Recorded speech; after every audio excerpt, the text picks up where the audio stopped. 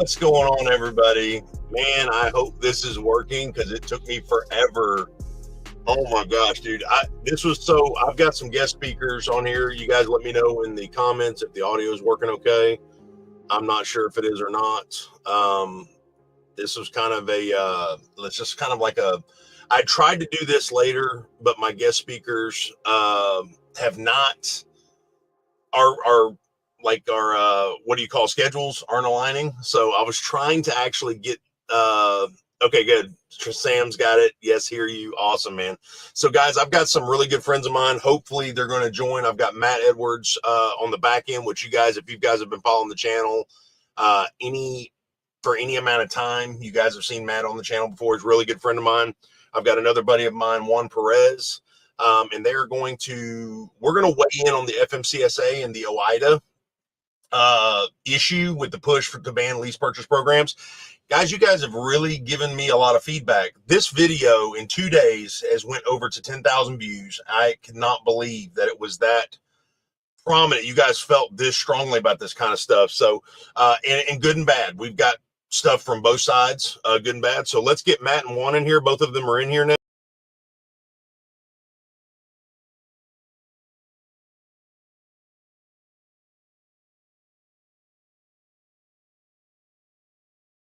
Not sure what just happened here. Hold on. My camera just decided it wasn't going to be a webcam anymore. Hold on. Let's see here. All right. We got that back. Nope. We're going on. How are we doing? Okay. Are we back on again? What's up with this thing? All right. It says it's on. I don't know. So we still good in the stream, guys? Can you guys? Okay. It's good. All right. Let's get Matt in. I'm adding Matt into the stage. And we've got Juan. What's going on, gentlemen? How you doing? What's going on? Oh, this has just been a day. Good to see both of you guys. So I'm gonna let you guys introduce yourselves again for the stream, so everybody knows. And we're, Juan, I don't know if you've ever met Matt or talked to Matt. Matt, I'm gonna let Matt tell his story, and then I'm gonna let Juan, you tell your story, and we're gonna actually weigh in on all this. So, Matt, if you want to, go ahead and let us see what you got, man. What you got going on? Hi, I'm Matt. I'm 18-year veteran truck driver.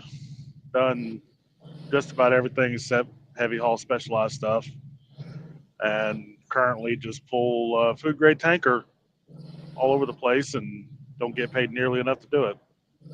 I don't think any of us get paid nearly enough to do what we do, man, to be honest with you. No, we don't. What about you, Juan? Let's hear a little backstory, brother. Well, been driving for about 5 years. Used to be a service advisor prior to truck driving. Do flatbed. I've been doing flatbed since I started, and here I am just waiting for a load right about now. Okay, so what was your weekend like? So you're still at Prime, Juan, correct? Yes, I'm at Prime. Yes, sir. Okay, and you are regular lease or lease purchase right now? I'm regular lease. Okay, regular lease on the lease contract. So how many leases have you completed with Prime? Like how many? What lease number is this for you? This is my second one, and I'm about 400, a little over 400,000 miles on this one. Okay, is that a new truck? No, this is my second truck. The first one I finished about 3 years ago. Okay. But I got that one used, and then this one is the one I'm leasing right now. It's got over 400,000 miles on it.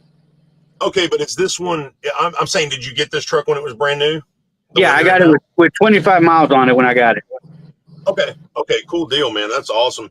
And Matt, you've done, how many years have you been in the industry, Matt?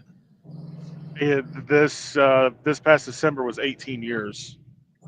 Okay. So let me know what you've done. Hold on before you answer that. Juan, I had one question for you. Have you been at Prime your entire time like I have, or did you do something else? Okay, so you've been at Prime how long? Since 2020, since COVID hit. Okay, and you've done nothing but lease, right? Nothing but lease. Okay, I've been here since 2017, done nothing but lease. All right, Matt, tell me what you're like. How much of the industry, the diversified types of trucker have you been? Like, tell me what you've done. I mean, of course, company driver as well as try not to get run over here. Company driver. I've done lease purchase. I've also done straight lease, and also, grew up farming. So I've been driving trucks since I was 11. I'm 39 now, and Right. I've pretty much been all over the place. But currently, a company driver. Okay. Okay. All right. So we've got that going on, and your family owned farmland and stuff. You guys have always been farmers, right? You guys have done a lot of heavy haul stuff with equipment and stuff like that, correct? Correct. Okay. Sorry, guys. I'm trying to get a little bit of background, so it's not so monotony. A little bit of background music. I try to make this as professional as possible, but I want it to be entertaining as well for everybody. So, guys, this video took, and I'm going to try to pull up the link here on the actual video so we can actually read some of these comments. You guys have had a lot of mixed emotions on this video about the FMCSA and the OOIDA banding together with the TLTF group, the Truck Leasing Task Force, to ban lease purchase programs and basically oust leasing programs from the industry. So I've been driving asleep. I'm getting notifications all day long. I hear lease is a scam. I hear, yes, it needs to be banned. No, it doesn't need to be banned. And I kind of feel like, and you guys let me know if I'm wrong, but I kind of feel like everybody is trying to look at things from one angle and one scope instead of actually looking at the wide picture here. And so I'm gonna get you guys' take first, and then we're gonna read some comments and just your initial thoughts about this. Juan, you go ahead. How do you feel about this? Well, I mean, I don't have any complaints on the lease because, I mean, I didn't have, $10,000-$20,000 to put down on a truck.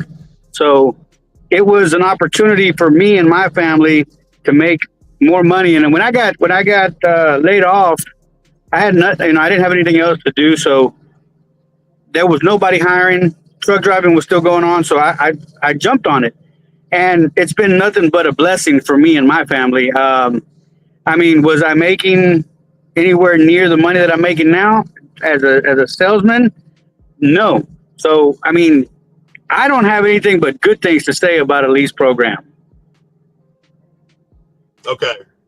All right. And let's go to, and how do you feel? Do you feel like they should, what is your take on this whole push to ban leasing and leasing programs, lease purchase programs? Do you think it's a go or a no? I think that they shouldn't ban it. I mean, there's people like me that can't afford a big down payment. I mean, I have the credit, but I don't have the down payment for it right now, but I think it's a good program. I mean, like I said, it's been nothing but beneficial for me. So yeah, I think it should stay.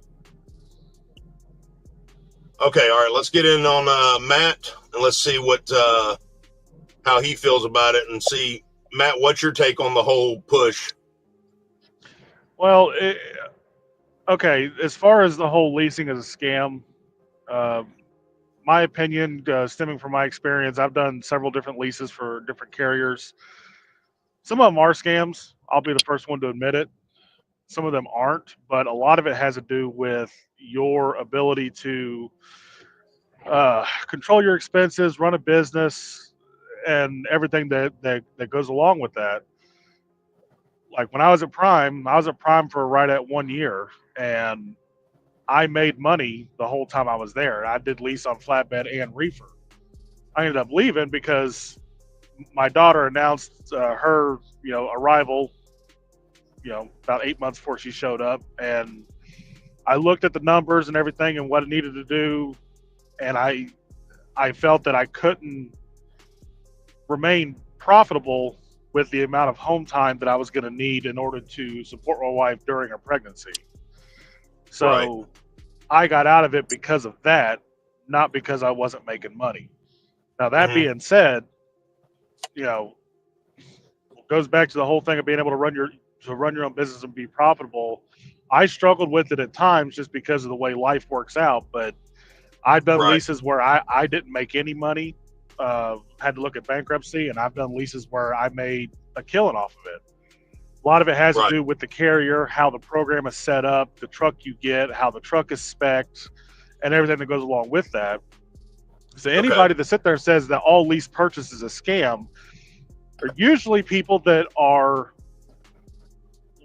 company drivers now, or went heavily in debt to buy a truck because they tried the lease and it didn't work out for them because they wanted to be super trucker, go home when they wanted to, take the loads they wanted to, want to be able to go 80 miles an hour, because a lot of them come from a company driver mindset. All of a sudden you have all this freedom to run the truck how you want, but they don't know how to run a truck.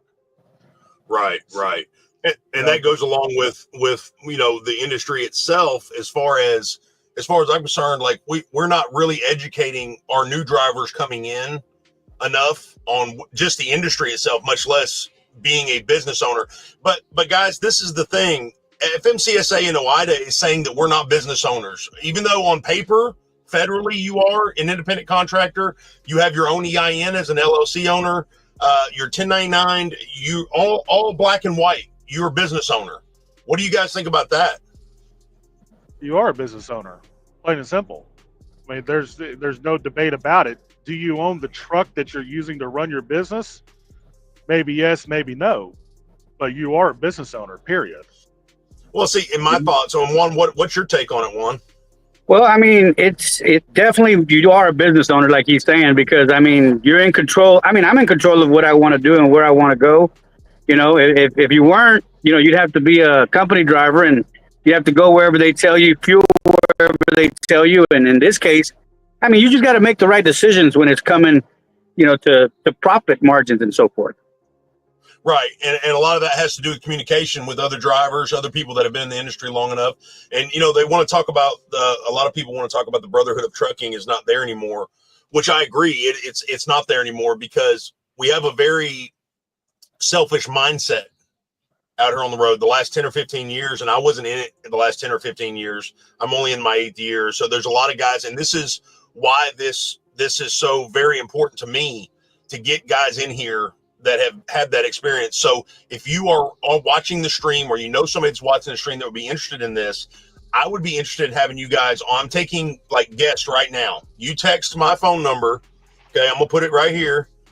You text my phone number and I will send you a StreamYard link and we'll get you in there because I want to know, and respectfully now, you get in here and you start cussing somebody out, obviously you're out, but respectfully, this is a respectable conversation. I'm trying to get everybody's thoughts. What kind of mindset are we as truckers out here to really take and diagnose what the FMCSA and OOIDA is trying to do, dissect it, and get it torn apart to actually see what the benefit is. Because to me, what I'm actually thinking is the way I'm seeing things from the outside is banning lease purchase is going to, in turn, kill off a lot of drivers, okay?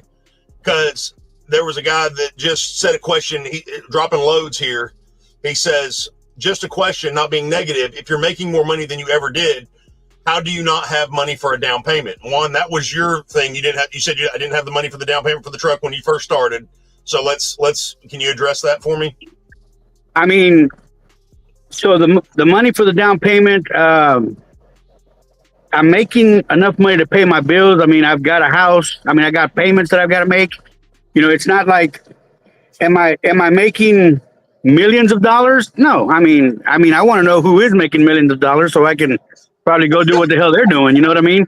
But I'm making enough to live comfortably where my wife, if she didn't want to work, she doesn't have to work. But that doesn't mean I'm putting, $10,000 a week into my savings for the truck payment. I mean, I'm comfortable where I'm at. I'm not having to stress myself. So that's just, that's the way I look at it. Right. Well, also too, and let's be honest. Where I came from, it took me and my wife both working to make $1,500 a week. Okay. Solos average well over that. If you're running your truck right, you're averaging way over that by yourself as a solo, not teaming, not training, not doing any of that stuff. So, because I had a guy that reached out to me, he's a good friend of mine, and he says, hey man, while he was here at Promises, I'm not making any money. And I said, and this was a couple months ago, and he said, you're not making any money.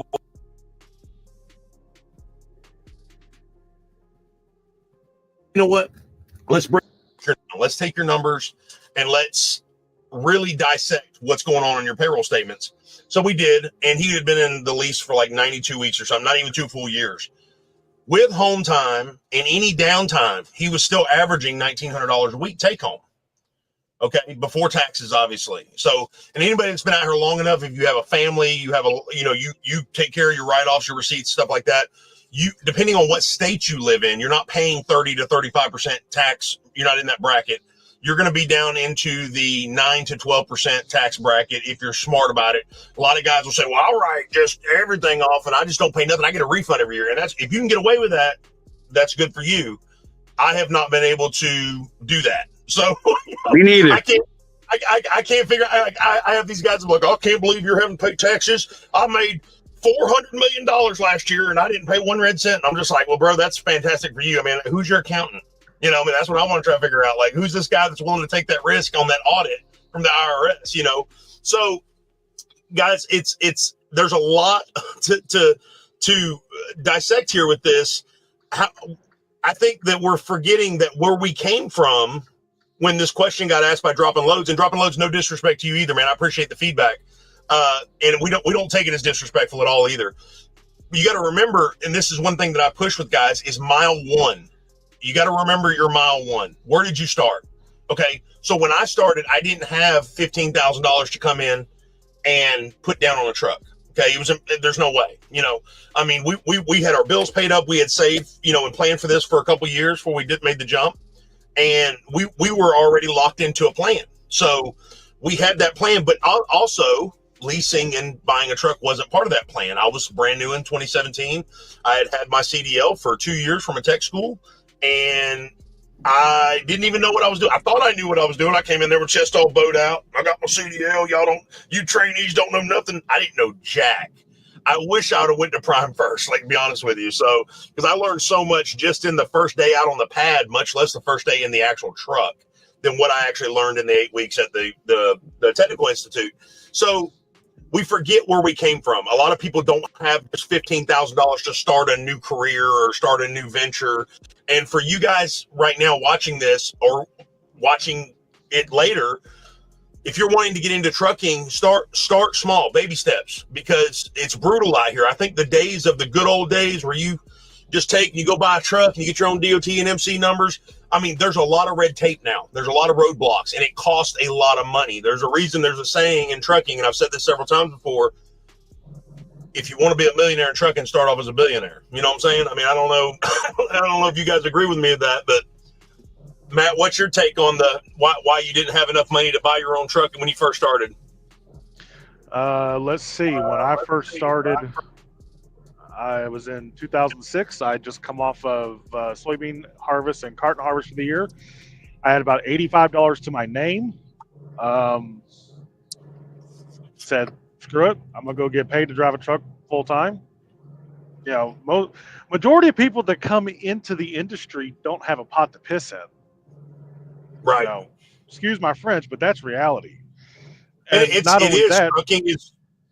I didn't mean to cut you off, but I wanted to reiterate with you. Trucking is most people's last choice. Like, you know, Yep. It's not an honorable profession like it was back in the 60s and 70s. We're not looked upon favorably by society. Everybody needs something from us, but they don't want us around. You know, and once again, the Brotherhood band breaking up kind of ended that with the way we all act out here. But go ahead, Matt. I'm sorry. No, it's just, you know, I got into trucking when I did because I had to wait to be old enough to do it. I went through truck driving school when I was 20. I got my CDL on my 21st birthday. And right. I mean, I wanted to drive a truck before I ever went to truck driving school. I mean, it was something that I'd always done. I was looking forward to driving a modern truck that had air conditioning, a radio, cruise control. You know, didn't sound like it was going to come apart when it was idling, looked like the old two-stroke Detroit that I drove, you know, and actually wanted to get paid year-round instead of it just being seasonal. I love driving a truck, hauling beans out of the field, trying to cross the levee and not lay the damn thing over, making a turn. Right. I love that stuff. It's always a new challenge, no matter what. Yeah, it's always a new challenge, no matter what division you're in, man. I mean, that's the best thing about it. Right. I mean, that's one reason why I pull tanker. I tend to do the, quote unquote harder stuff to do. I mean, you can hook a box, close the doors, and take off down the road, no problem. Nothing's going to happen. You start pulling a tanker, you got 5,000 gallons that's moving around in the tank, and it's hitting you constantly. It changes how you drive. It's challenging. Right, exactly. Got that surge. Yeah, man. That's a big deal. That's that surge. And also, too, for you flatbed drivers and your reefer drivers, you got to remember certain quantities of liquid in certain size containers. You got to have a tanker endorsement. So It's always best to go ahead and get that knocked out when you get your CDLA. So make sure you get your tanker endorsement if you're going for your CDLA. But so Hog Rider says they want less drivers. So, and this was the point that I was trying to make just a little while ago, was I feel like the real cowboys of the road, the true owner operators, the guys that have bought their truck, they've got their own DOT and MC, they've got their own insurance, the guys that take all the risk, okay? Not whether they run for a carrier or not. The guys that take all the risk, they own their trailer, they own their truck, they own their insurance policy, they own their own tags, they own their own permits. Those guys, I feel like, are partnered up, which is who OOIDA is supposed to represent, okay? The Owner Operator Independent Drivers of America or Independent Drivers Association, they're supposed to represent this, okay? These drivers. I feel as well, Hog Rider, that they've targeted on the leasing programs and the lease purchase programs. They said if we oust that, there will be less drivers.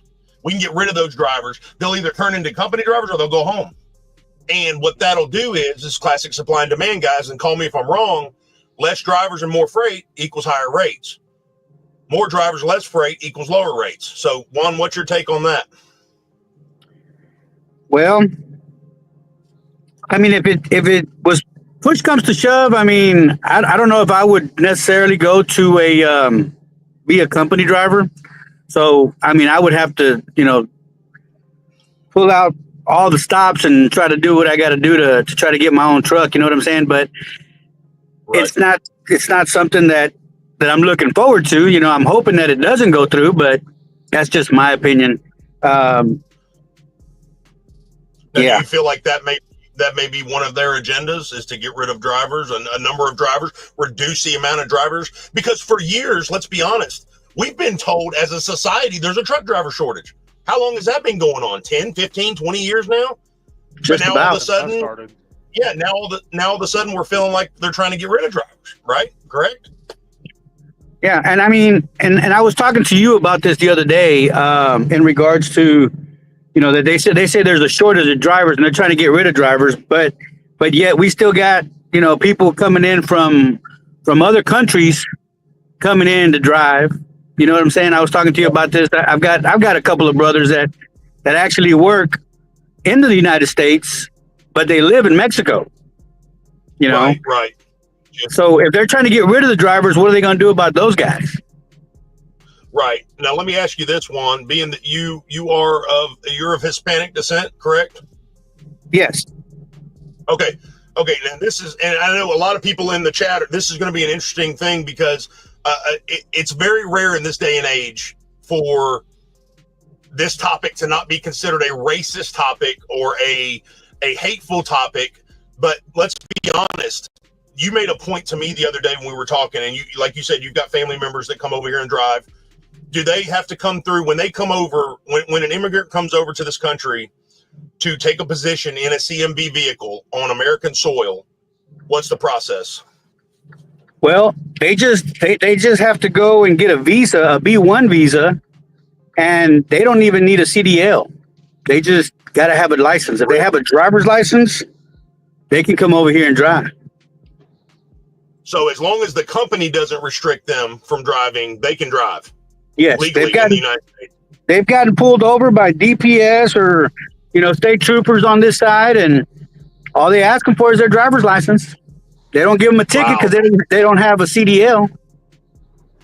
That's insane. So we have to go through either a school, a technical school, a carrier that actually is considered a teaching institution, a knowledgeable institution that teaches how to drive. We have to do all of this. We have to go to the DMV, pass all these tests, follow all these regulations and everything. But you're saying it doesn't matter what country you come from. If you come in and you get a B1 visa, as long as you have a regular driver's license, you can drive a CMV. I don't know about other countries. I know coming from Mexico because my brothers do it. Right, right. Now, let me ask you this, Juan. Let me ask you this. How long does the B1 last for them? What's the longest length of period that they can get a B1 visa for? I don't know exactly when it expires, but I mean, whenever it expires, they just go back and renew it. Now, are you saying a driver's license in Mexico, or are you saying they have to come over here and get a driver's license? No. They have to have a driver's license in Mexico. So they don't even have to have a United States issued driver's license. Nope. No. That's pretty wild. I don't think a lot of viewers understand what's going on and how easy it is for foreign entities to come into the country and do that. Now, I know that I am all about surviving and thriving. Everybody out here getting a piece of the pie. Don't get me wrong. I don't hate on anybody that's trying to do better for themselves or their family. I don't care where you come from. Okay, you can come from Australia and do it with a B1 visa. I don't hate the system. It has to put a stop to it. So instead of attacking people and potentially birthright American citizens that were born here, raised here, and taking something away from the capitalism free market, you're basically saying it's just like saying you wouldn't be able to ever go and lease an apartment or lease a four-wheel or a car. You're not allowed to do that because you're not buying it. Am I wrong? I mean, well, yeah, it's like they're taking your freedom of speech or your freedom to do whatever it is you want to do. If you want to go lease, you should have the right to go lease. Right, exactly. So, and that's my thing. That's my thing is, and we've got Trucker Mike in here. He says, definitely start as a company driver. And I've got some echo going on. Is it one of you guys got something else on? When you guys open up a stream or something? Okay. I was getting a phone call. Oh, that's what it was. Okay. So he says, according to Google, B1 visa lasts 1 year max. So after that B1, do you know a family member or friends that go back and then come back to apply for the B1 again? Oh yeah, my brother's been doing it for 7 years. Okay. And like I said, Juan, I appreciate you 100% even talking about this because I know it's a hush-hush thing with families and stuff like that. And God bless your family. Don't get me wrong. I'm not upset with anybody. I think the system is broken, not the driver's right to choose. I don't think that's what's broken. So I think in my terms of the way I feel is if you want to come to the United States of America, they should make it make sense. Okay. You should be able to be here, live here, prove yourself that you're worthy of being an American citizen, put back into the system instead of just taking from the economy and sending it off to another country. That's my belief. I have no problem with people wanting better for their lives and wanting better for their whole, their entirety of life and their family entirety of life, their whole way of life. There's nothing wrong with that, but we have to figure out a way to do it the right way. And I feel like this is OOIDA and FMCSA's way of saying, hey, just get rid of all the people that can't afford to go buy a truck. I don't know. That might just be me. Guys, chop it up in the comments. I want to hear it. Here we go. We've got Shelly. She says the question is, what do you think Prime is going to do? This is going to hurt them big time. I hope they talk about it in the next Friday morning safety meeting. What do you think, Juan? Well, I mean, it's definitely going to hurt. It's definitely going to hurt Prime because, I mean, hell, they got most of their whole flatbed division, I think, is all lease. I don't even think there's any more company drivers in the lease department, is there? Wow. I mean, I haven't checked on the numbers in a long time. What do you think, Matt? I think, okay, first of all, everything that I say is my opinion. I don't state anything as fact because I'm not an expert. For one, I don't have a problem with somebody coming to the States, be a truck driver, ag worker, whatever. I have no problem with that. Right. My issue is the number, specifically speaking to truck drivers. When I started in 2006, if you saw a DOT number that had 7 digits, it immediately caught your attention because back then we were still pretty much under 1 million DOT numbers. Yeah, I look at it now, Okay, that was 2006. We're in 2025 now, and I'm seeing several DOT numbers starting with 4. So over 4 million companies. Now, my question is, how many of those 4 million registered DOT numbers were started by individuals that came to the States, didn't have to spend hardly any money, got a truck, got a trailer, started their own company, their own DOT number, insurance, everything, with the equivalent of $10,000. For me to go buy a truck, for me to go buy a truck, minimum for a halfway decent, Freightliner Cascadia that's out of warranty, I need 40 grand to put down on it, minimum. Right, because nobody's going to finance anything that old or that, because you got to understand it's a whole different thing when you start talking about cars and semi trucks. When you got something that's got 1.1 million miles and they still want 40 grand for it, nobody's going to finance it. Right. So it just, as far as getting rid of or targeting lease purchase, I think there's multiple reasons that are driving it. I do think part of it is to reduce the amount of drivers that are on the road, because there's, quite frankly, there's too many of us. There is not a truck driver shortage. Okay. Yeah, let's put that out there. I almost exclusively drive at night so that I can park early in the day to find a place to park.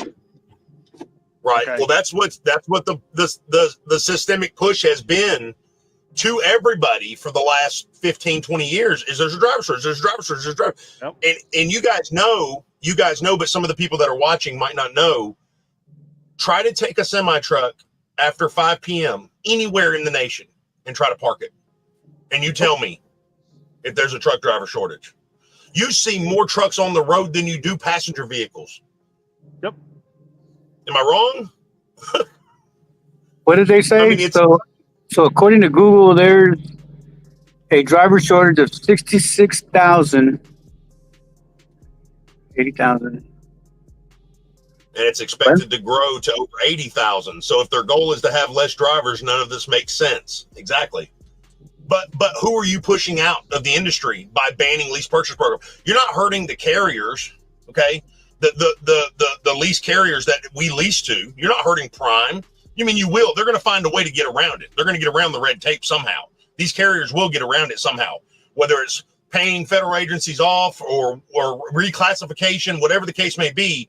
I feel like there's going to be a way to get around. They're not just going to look at 6,000 lease operators, and say, "Guys, sorry, you got to go home. My bad." That's not going to happen. That leaves a lot of lost income and a lot of revenue liability on the table. I just don't think it's possible. Even if the legislation doesn't get passed, the remedial action alone that the FMCSA and OOIDA is calling for is going to rip apart carriers' infrastructure. I mean, they're wanting transparency. They want to know when that guy signed that lease, how he signed that lease, what's that contract read, everything. So if we're really about the driver's benefit, okay, you got to ask yourself one question: what driver are we trying to benefit? Are we trying to benefit the guys that are true owner ops? Or are we trying to benefit the guys that are making their living leasing these trucks? You know what I'm saying? Because don't get me wrong, there are scam lease programs out there. I have no doubt. They've been going on for years. Matt, you can talk about a couple of those. I mean, I'm sure.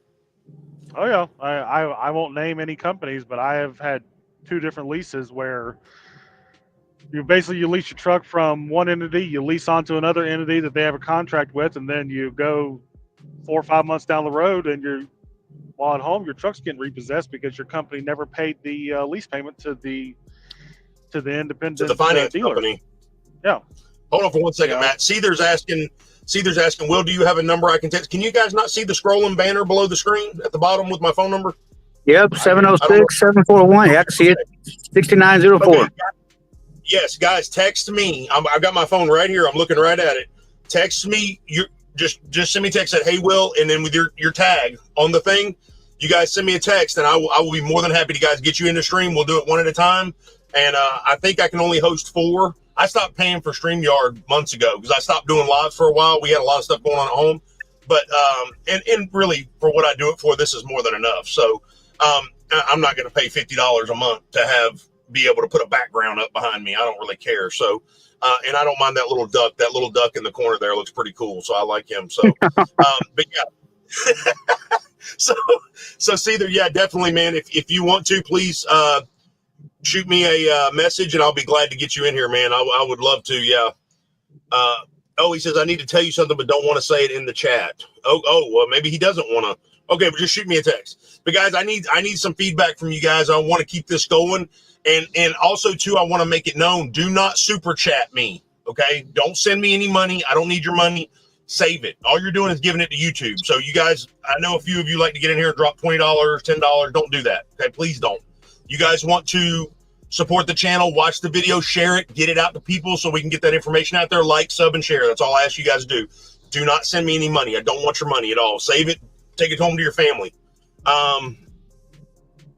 Matt, this is for you. Wildy Coyote says, is Matt doing tanker for Prime? Negative. I have never pulled a tank for Prime. As much as they wanted me to, I was flatbed and then reefer. Have issues with my left shoulder and kind of started getting difficult to be pulling down on the tarp and everything when it was cold, raining. But right.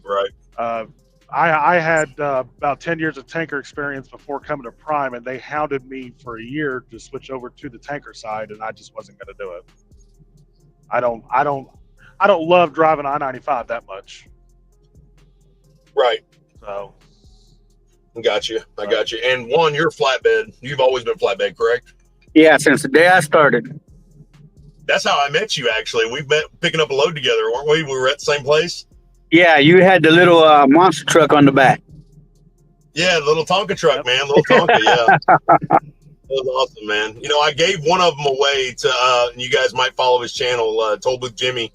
But I don't know I can't remember what his channel. I think it's Toll Booth Jimmy or James the Trucker. He's got a couple aliases, but yeah, I gave him one, and then I've still got the original Tonka truck at the house from 2017, so it's still hanging up, and I got the chains on it and everything, man. I'm gonna answer a few questions here, guys. Truman says, "Why have you not been posting much content?" I'm busy, man. Got life, bro. Like, I don't do this for a living. Yeah, I don't do this for a living. This is just like for funsies, man, and to get information out there. So, guys, if you're watching the channel for the first time, I'm not about the YouTube fame race. I don't do that. So I don't care if you like me or not. It doesn't matter to me. I appreciate all the support. Don't get me wrong. I'm totally like, guys, God bless you guys for even wasting your time with me. I appreciate it. If you want to look at my ugly face and watch these videos, thank you so much. But I don't care about that. I want to help. The reason I started YouTube was when I came into Prime, I was supposed to team with my brother. He was on the flatbed side. He ended up getting engaged and married. So he left to go regional with another company. And so it left me without a teammate. So I came in. My trainer was great. Don't get me wrong. I love him to death. He's awesome. But I saw things in my training where I was like, man, I could do this better, or I would have liked this to have happened, you know, from my experience. So I started training, and I started bringing guys. You know, I had to grow as a trainer too, because I was not a good trainer at all. I'm probably still not a good trainer, but I wasn't a great trainer by no means when I first started. So I had a lot of issues I had to work out, and every guy that I trained, every trainee that I trained, I got a little bit better each time. Okay. So I said, well, you know, I can't, these guys would upgrade, they would get their own trucks, and then they would still call me constantly, you know. And I said, well, I can start YouTube, and that I could do videos that would help guys, you know, they've got a reference, a library to reference. So that's what this channel is all about, is bringing knowledge to people, helping people. If this video helps one person make a decisive decision that will help them succeed in their quest and path in trucking, then this video, doesn't matter if it's 5 hours long, it was worth it. So that's what I do it for. I don't do it for any other reason. So the reason I don't post videos a lot is because I'm not out here trying to keep up with the Joneses. So that's all it is. You're a real truck driver. I'm not even going to say this guy's name because I'm not going to.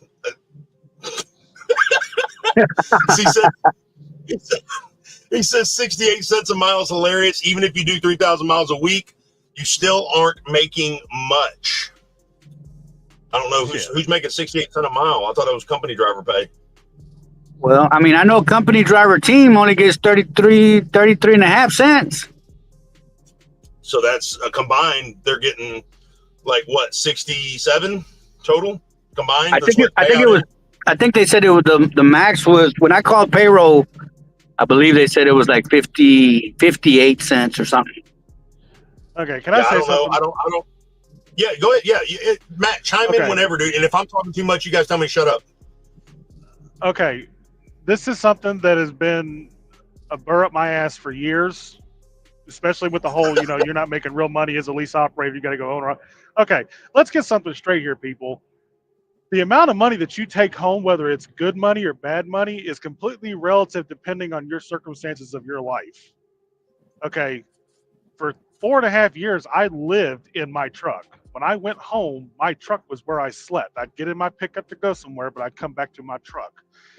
Doing that, even with all my bills, at one point I did it for 43 cents a mile, and I ran 2 months at a time, would come home for 5-6 days. I made good money. Would I consider that making good money if I had, $2,000 a month mortgage, $1,000 a month car note, whatever the situation? No, I wouldn't. Okay. But you need to understand something.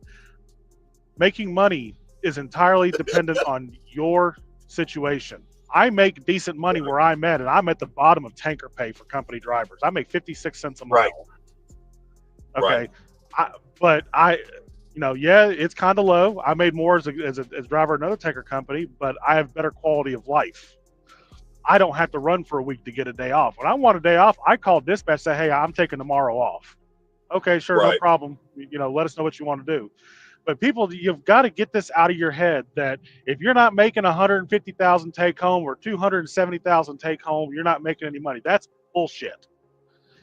Right. It's complete and utter bullshit. Sorry for my language, but you know how I am. This is something that people have got to get through their heads. If you are 21 years old, you live at home with your mom, you've never had a job, and you have no bills other than a cell phone payment, if you're making $1,000 a week, that's damn good money. I don't care who you are. It's all dependent on what your responsibilities are at home. If you're a bachelor and you can just live in the truck, man, you know what? You don't care if you only make $850 take home for that week because you might make $3,000 the next week. You're still making good money.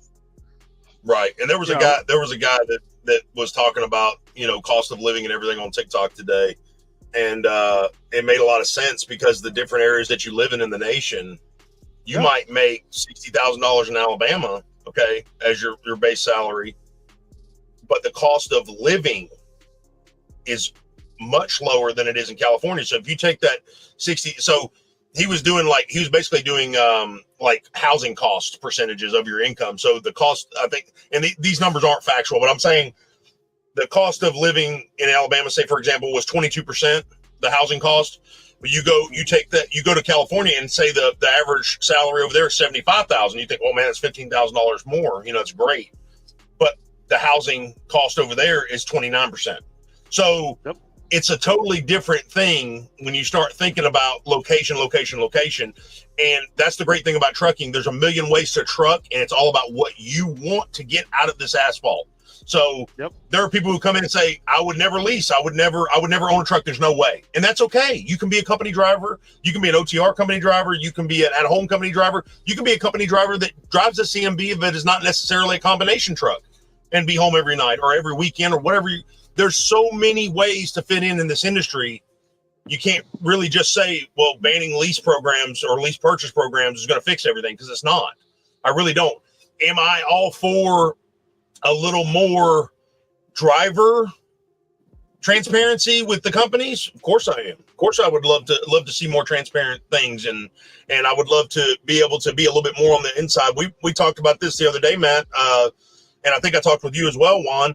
I had a load that was I got stuck in the ice storm on 75 in Georgia the other day for 13 hours, I think it was, and I had messaged dispatch, let them know everything. Hey, this is what's going on. They said, okay, be safe. Let us know if you need anything. It's okay, 10-4. Well, we couldn't move. These guys, I'm guessing newer drivers, have never driven in like icy conditions, snowy conditions, whatever, and they couldn't climb up the hill, and they started jackknifing. So they blocked all lanes of traffic. Whatever the case may be, I don't know. Okay, I don't know what was going on up there. I couldn't even see, like 2 miles ahead. So we're all backed up, and 13 hours later, I gave it up, man. I went to sleeper berth. I went to sleep. Woke up like 8 hours later after I'd already been sitting there for about 4 hours, and I noticed there was a space, and I'm empty. But I know, lock the differentials, keep it in low gear, stay in low gear, and just creep. And that's what I did. I crept up that entire hill, 2 miles, took me about 20 minutes, and I got up to the next exit ramp and safely parked on the shoulder because there was nowhere to park. I'm not parking on the highway. So I got on the exit ramp, went across to the downside. So for you new guys, if you're ever in icy conditions, do never park on the off side of the ramp. The uphill, don't do that. You'll never get started again. Once you stop, if that road is still icy, you will never get up that hill, okay? You got to have a lot of weight on your truck to be able to get back up that hill. So get over to the other side and park if you have to. And obviously the exit ramp is an emergency thing. You're not trying to park there all the time, even though it is my favorite spot to park at. But anyways, regardless, so I got up the next morning, I saw the sun shining, the road looked better, they had already cleared some stuff up. So I said, I'm gonna go ahead and go to my shipper and get my load. Well, the load had canceled because the shipper had closed for 2 days because of the snowstorm. People in Georgia freak out about snow, okay? I guarantee you there wasn't a loaf of bread or a gallon of milk within 150 miles of where I was at right then, okay? So the load canceled, but guess what? Nobody told me. I got all the way to the shipper, nobody messaged me. So what would have been great if carriers would CC their independent contractors or their owner operators that are running under them in the emails from the customer. Because if I would have gotten an email, as soon as I woke up, I can check my email and say, oh, okay, the load's canceled. Well, guess what? Will doesn't have to worry about not having a shower. Will doesn't have to worry about not having food or water or bathroom. I can go straight to the next truck stop as soon as I'm available to drive and go take care of all those necessities. Because guess what? I'm not a truck number. I'm a human being. That's the biggest thing that you got to remember. We're not, you guys out here on the road, you guys see trucks, but you don't see us. Like, we're human beings, you know? So we have the same needs that everybody else does. So that transparency thing would make a lot of difference, you know, if drivers had that insight with the companies. How do you feel about it, Juan? Yeah, I mean, I definitely understand what you're saying. I had the same situation just yesterday, as a matter of fact. I drove deadheaded about 400 miles to come pick up a load out here. And when I get there, they're telling me that, you know, I was supposed to be picking up a load that was already preloaded. So I get there and they're like, nope, we don't load on Saturdays. I'm like, oh, I understand. You know, I was told that I was going to get a preload. Then I call the dispatcher and he's like, oh yeah, they emailed me and told me that that load wasn't going to be available. I'm like, well, that would have been nice if you guys would have told me. I wouldn't have went all the way down there. Exactly. You know. Matt, what do you think about it, man? Do you think there should be more transparency between contractor and company, or do you think that, you know, companies should be able to hide behind the paperwork? Oh, hell no. I want to see every single document associated with the load. Right. Like, if I'm a company driver, okay, just for example, if I'm a company driver, you pay me X cents per mile, whatever. I don't care, as long as I'm getting miles. If I'm taking on 3/4, you know, however much of the risk of running that load, I want to see everything associated with the load, including a rate con. And I definitely agree with you as far as getting CC'd on emails and involving issues with the load between the carrier and the customer. You know, hey, that's great that you got an email 2 days ago that load was canceled. That'd have been nice if you'd have told me before I just, you know, brought up the anchor and hauled ass 1,500 miles across country to go pick it up. Yeah, because that would have really helped me. Who's to say that I could have parked beforehand before I got stuck on that highway? And basically, let's be honest, if you're stuck on a highway, even if you're in traffic, you're still at risk of getting hit or anything happening, whether anybody stopped or whatever. Like I said, I woke up and everybody had already started moving. So who's to say that didn't happen right when the storm hit? And I could have actually parked safely before I even got stuck on the highway. So we don't know, because I had nobody reach out to me and tell me about that. Trucker Mike says, not having the business mindset coming from being a company driver, I guess he meant the driver. The driver will always fail in the beginning. Exactly. And that's lack of education.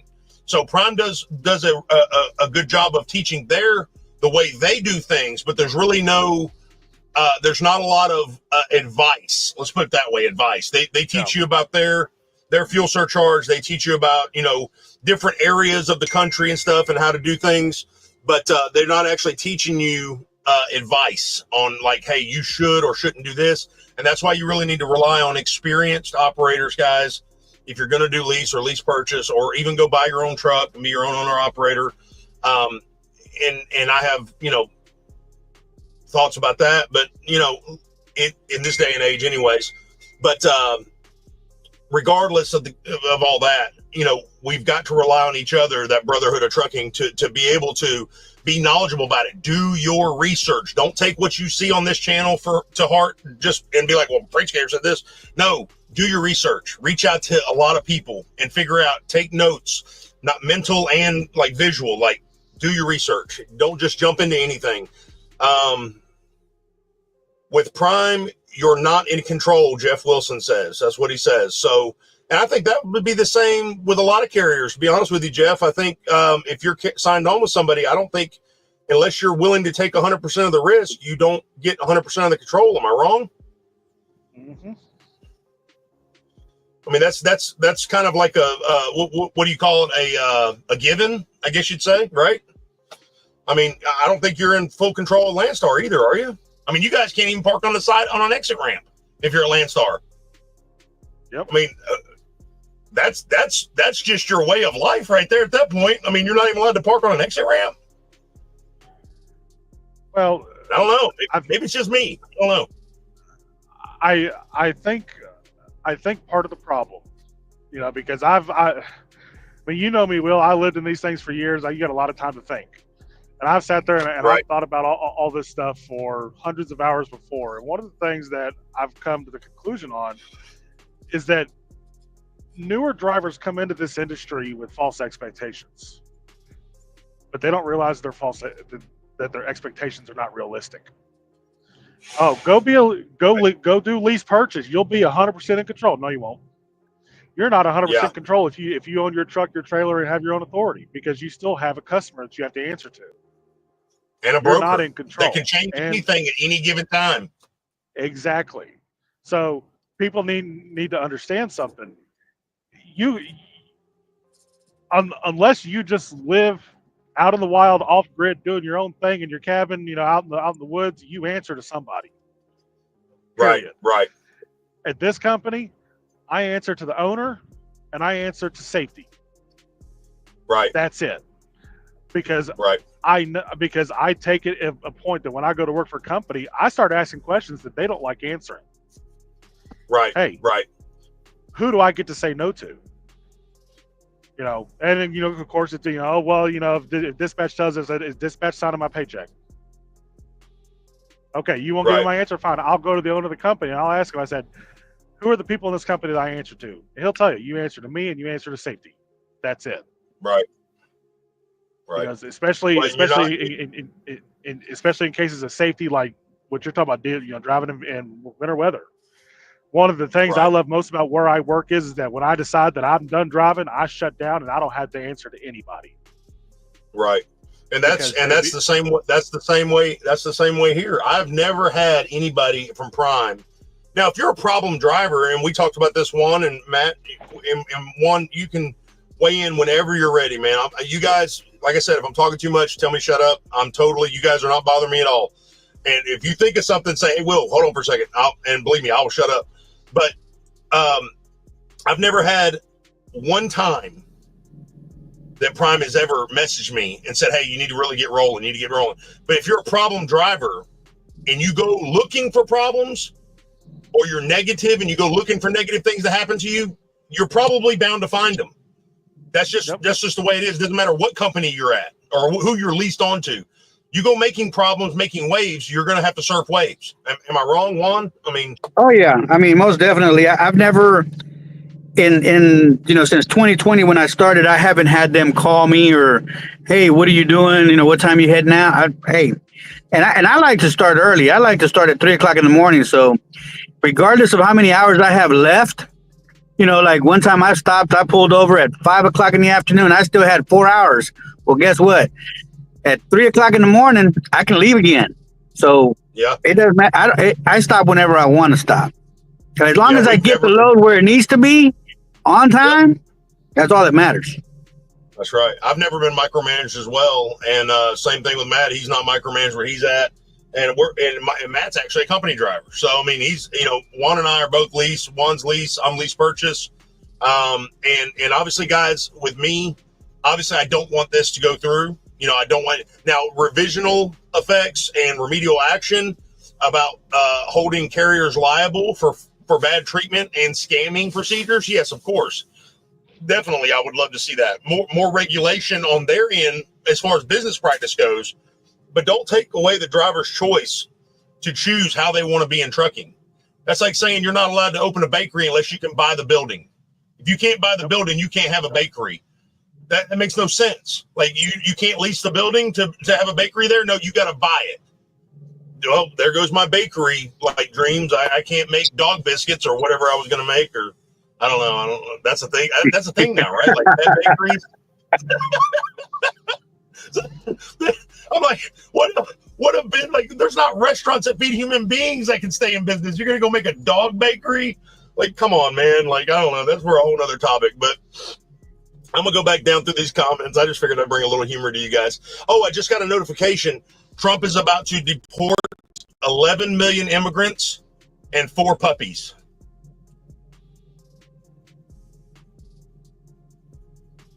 I have no problem with that. Even the puppies? Hey, you're illegal. You're illegal. It's a joke. You guys are supposed to say puppies. And I'll say, yeah. Immigrants. You're talking to a bunch of truck drivers, goddammit. Look, I have to keep up the moniker that I'm an asshole, okay? So just bear with me. What they say.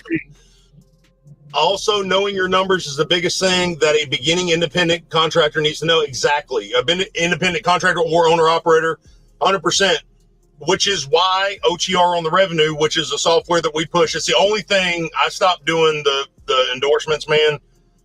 I'm just not an endorsement guy. Like I said, I tried to do it with Mint Mobile.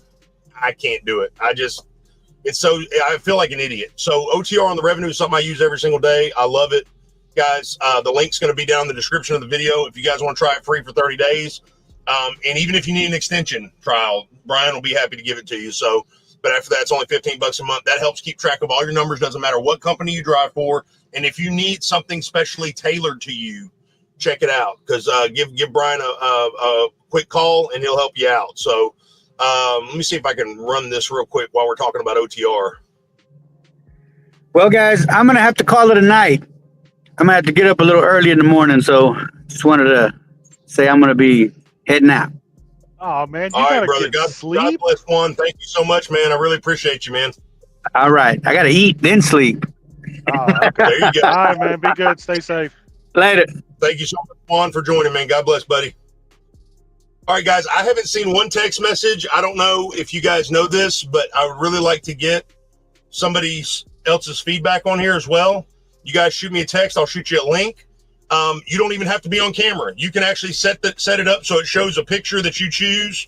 You don't have to be on camera. So you don't have to say who you drive for or whatever. I would really like to get your feedback, preferably somebody who is an owner-operator, who has a lot of experience, somebody who's been out here for a long, long time. I would love to hear from you guys. Let's see.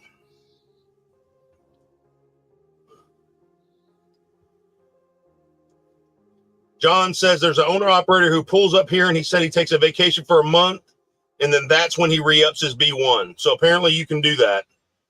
Yep.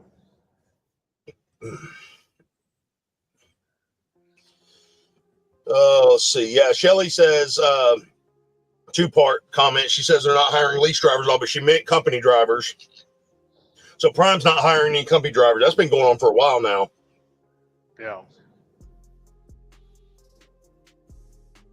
Okay, here we go. Keep trolling. This is a good one. Keep trolling says, what's going on, Will? I'm of Hispanic descent, and I agree with nothing wrong with someone wanting to better their lives, but they have to make them at least go to CDL school. Exactly. And it's not a racial thing.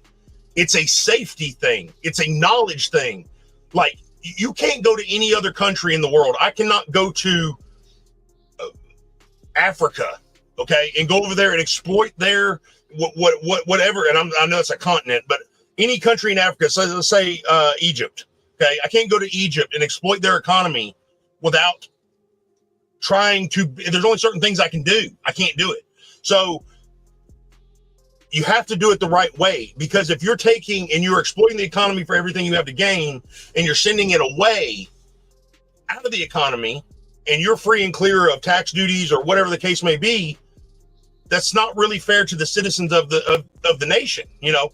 And so people look at it in this day and age, they don't have an open mind. They can't think like that. They just think, oh, well, you hate this culture, or you hate this culture. And that's not the case at all. You know, the problem is that we're out here trying to make a living too. And we did our due diligence and fought for it to do it. You know what I'm saying? I mean, we went through all the processes. You don't think that if I go to try to get my hazmat background check done and something comes up, they won't block it? They're going to stop it. I won't be able to get it. Oh yeah. If something happens and I mess up, if I mess up and they say, well, you know, you had this incident, you know, in this truck, you know, at this date, we can't give you your background check. You can't clear it. So you can't get your hazmat. You can't get your DWWE card. You know, you can't do that. You know, we have to go through everything like that, you know what I'm saying, as American citizens. So you can't go to another country and exploit their economy for your benefit and not put anything back in. You should not be able to do that here in America. Agreed. That's just the way I feel. I don't know about you, Matt. I don't know how you feel about it, but. No, I pretty much agree with you on that. If you're going to, you know, I had to bust my ass all these years to get to where I'm at, the position with the experience I have. It took a long time and a lot of blood, sweat, and tears to get to it. And somebody could just come in here and, you know, take the express lane and just come right in.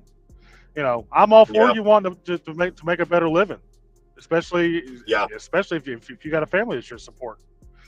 But do it the right way. Make it equal. Yeah. Yeah. I think OOIDA, and that's the thing, equality right there. Equality. Equal means for everyone across the board, not for one person or the other, not for one culture or the other, not for one nationality or the other. So I think the FMCSA and OOIDA really need to focus on the system right now and not free enterprise, to be honest with you. I think the free enterprise approach is really going to hurt more than it's going to do things. Because let's be honest, like I said earlier, I really think they're trying to diminish the amount of drivers on the road, because most drivers don't want to be a company. I don't want to be a company driver. If I'm going to be a company driver, I want to be home with my family every single night. I'm going to go home and haul a trash truck, or I'm going to drive a little box truck in and out of Atlanta and make, you know, short deliveries. I'm not going to be OTR company. I'm just not. I'm going to go home. I'm going to be with my family more, and I'm going to experience more with my family. You know, revenue aside, doesn't matter what I'm making. If I'm making $800 a week, I'm home with my family every single night. You know, that's the big thing. So, Keep Trolling also says, and he was the one that said he was of Hispanic descent, if you look at most accidents and crashes, it happens to be foreign drivers. And this is coming from somebody that is of a foreign nationality. You know, he's of Hispanic descent. I don't know where he's from. Could be from Brazil. He could be from Honduras. I don't know where he's from. But guys, this is right here. You've got different nationalities speaking out, just like Juan. You know, he's from Mexico. His family's from Mexico, speaking out about these issues. It's not a race thing. It's a knowledge and safety thing. That's all it is to it. So, let's see what else we got. It's also cultural. Yep. Well, I've trained several foreign guys, you know, Haitians, Jamaicans, stuff like that. It's very hard to communicate because the communication barrier can be so vast sometimes. I mean, you can't communicate correctly, which is not safe either, because if they can't read, write, or speak English, it's just like me. I wouldn't be able to go to Germany. Okay, even though I took 2 years of German in high school, which didn't really do what I was supposed to do, but I took 2 years of German. I can't go to Germany and speak fluent German. I just can't do it. Right. I can't read the signs fluently. I can't, I'm not safe at that point on the roadway. So yes, I understand that they have the Autobahn and all that, and as fast as you can go safely, whatever. But I can't go over there and exploit everything they have to offer without, first of all, knowing that culture, knowing that language and understanding it, and then putting back into their economy. They're not going to want me to come over there and take money from them and then leave. You know what I'm saying? And I know that's a poor example because, Germany, but anyways, and nothing against anybody that's of German descent at all. So I'd still be with Prime if I had a good experience. That's what Stephanie Crawford said. And see, guys, this is the thing about it too. And Matt, you and I talked about that too. And you can weigh in on this. I love hearing you guys in these comments on these videos, and you say, well, Prime's a scam, and that's just, that's you need to do this and you need to do that. I hate Prime, and I want to ask you guys when you guys comment. I wish I could really ask you guys, what was your experience at Prime? What really happened? Yep. But nobody ever says that. Nobody ever said. They just hate Prime because their uncle used to drive for them back in the 80s, and it was a garbage company. Prime is not a perfect company. There is no perfect company. You guys got to get that out of your head. Go talk to a PTL driver. Go talk to an ARC Best driver. Go talk to a Jordan Carriers driver. Go talk to them. You're going to have bad experiences everywhere you go. It's about what fits you the best. That's what makes the best company the best. What do you got, Matt? So in regards to, you know, drivers talking shit about Prime, you know, it's a scam and everything else. Okay. Both when I was at Prime and after Prime, and I'd have somebody say that, the first question I'd ask them, okay, what made it a scam? What made it bullshit? What made it to where you couldn't succeed? Well, they're just a horrible company. That's not what I asked. Something has to have happened to make you have that opinion of the company. Tell me what it was. Right. Because if you can't come up with a specific example of why they're a shitty company, then you're just blowing smoke and you're repeating the narrative that everybody else says. Prime's a horrible company. I've driven for horrible companies. Okay, I started with Swift, for Christ's sake. I started out with Swift pulling flatbed in 2006 out of the Gary, Indiana terminal. I can tell you about a bad company. If I could take current Prime back to 2006 and actually have the money to get to the school, I'd have gone to Prime. But the Prime that we had in 06 is not the Prime that we had today. The training program is not nearly what it is today. Now, Will, you know this. I was going to send my wife through Prime school. She was on the truck to learn how the operation worked before she went to the school. Yeah. Now, it takes me a lot to, you know, basically, you know, I'm not all-knowing godlike driver or anything, but I've been around the block a time or two. I've seen some shit, and it takes a lot for me to give my you know, signature of approval on a CDL school. Yeah, and I was ready for her to sign that contract with them on day one when she was ready. You know, and I'm not going to sit here and blow smoke up anybody's ass. Yeah, I had bad weeks when I was there. I had times where it was horrible. I had times where I wanted to just take the truck back to Springfield and go home. But you take the good with the bad. Right. Did I lose you? We got another. Go ahead, Matt. Sorry. You know, but what he just said, you know, there is no perfect company. I'll put my hand on the Bible and swear to God, there is no perfect company. It does not exist. Even if you're running your own deal, it's still not a perfect company. There's something bad about it. Right. That's just the law of averages. You have to take the good with the bad. That's part of the job. If you want to come be a truck driver and you want it to be sunshine and rainbows for the next 40 years, I'm going to go ahead and tell you right now, whatever it is you're smoking that gives you the idea that's what it's going to be, I guarantee you will not get a DOT medical with it. Then you just need to stay home and continue doing what you're doing and go do something else, because, you know, they always say that trucking is so easy, anybody can do it, and it has gotten a lot easier from the driving part. When I started driving a truck, you could not get your CDL with an automatic. The automatic transmission restriction did not exist. Okay. You had to know how to drive the truck. You had to know how to do maintenance on the truck. You had to know a lot of shit that you don't have to know anymore. Exactly. And that's the way it was for me too. Yeah. I trained on a standard shift truck as well. I mean, shit, the truck that I did my road training on in school had 2 sticks coming out of the floor. Well, what you go to the school every day? You and a couple of guys would climb in the truck and go out with your trainer. The truck I drove had a 5 and a 4 in it. Right. You had to know how to drive that. I didn't want to interrupt you, Matt, but I got to keep it trolling. He decided to join the stream. What's up, man? How you doing? What's going on, Will? What's up, man? Good to see you, brother. Thanks for joining. Yes, sir. Go ahead and give us a little background on you, man. What's your journey in trucking been like? So I'm from Hispanic descent. That's why I posted that comment, because I do hear a lot of people, and like you said, it's super hard nowadays to bring that topic up and it not be about race and everything. My parents were illegal immigrants, so like I get it. Right. But the amount of foreign drivers we have, and I didn't even know it was that easy for them to come into driving, like no CDL, no nothing. But it makes sense. I didn't either. Like when Juan told me that yesterday, I was like, "You got to be! Are you kidding me? Like really?" I mean, you compare that to the amount of accidents that we have nowadays, like the increase in crashes and just stupid mistakes, it kind of makes sense because they're not taught. They're not taught anything how Right. we are taught going through school. And I went through prime, so I was very well taught. Right. But You guys I'm had driving. it easy. What'd you say? I said you guys had it easy. When I had to learn how to drive a truck, it was my grandfather looking at me and said, "Hey, get in that truck and take it down to that field." I don't know how to drive that truck. Well, you got between here and that field to figure it out. Well, yeah, your dinner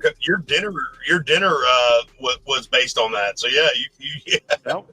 you didn't get that truck down there, you wasn't eating that night. Nope. Yeah, my truck driving school training was a formality. Right, right.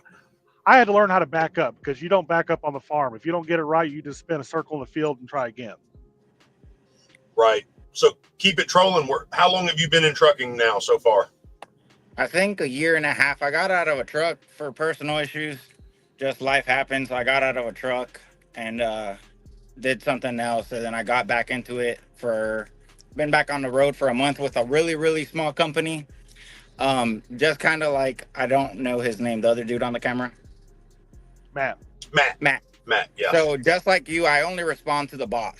The boss is dispatch. The boss is safety. The boss literally does it all. Him, and then his wife helps him out a little bit. Right. It's the closest thing I can get to owner operator, to be honest. Like, I got a pretty truck with pretty little chicken lights everywhere, right? Runs wide open, and I only respond to him. We get 2 phone calls a day, and I keep a truck. And just like Juan had said, I stopped the truck the other day with like 5-6 hours, and I didn't get a phone call because it was just, hey, if you stopped it, you stopped it. As long as the load gets there on time and safely, it is what it is. that's all that matters. Exactly. But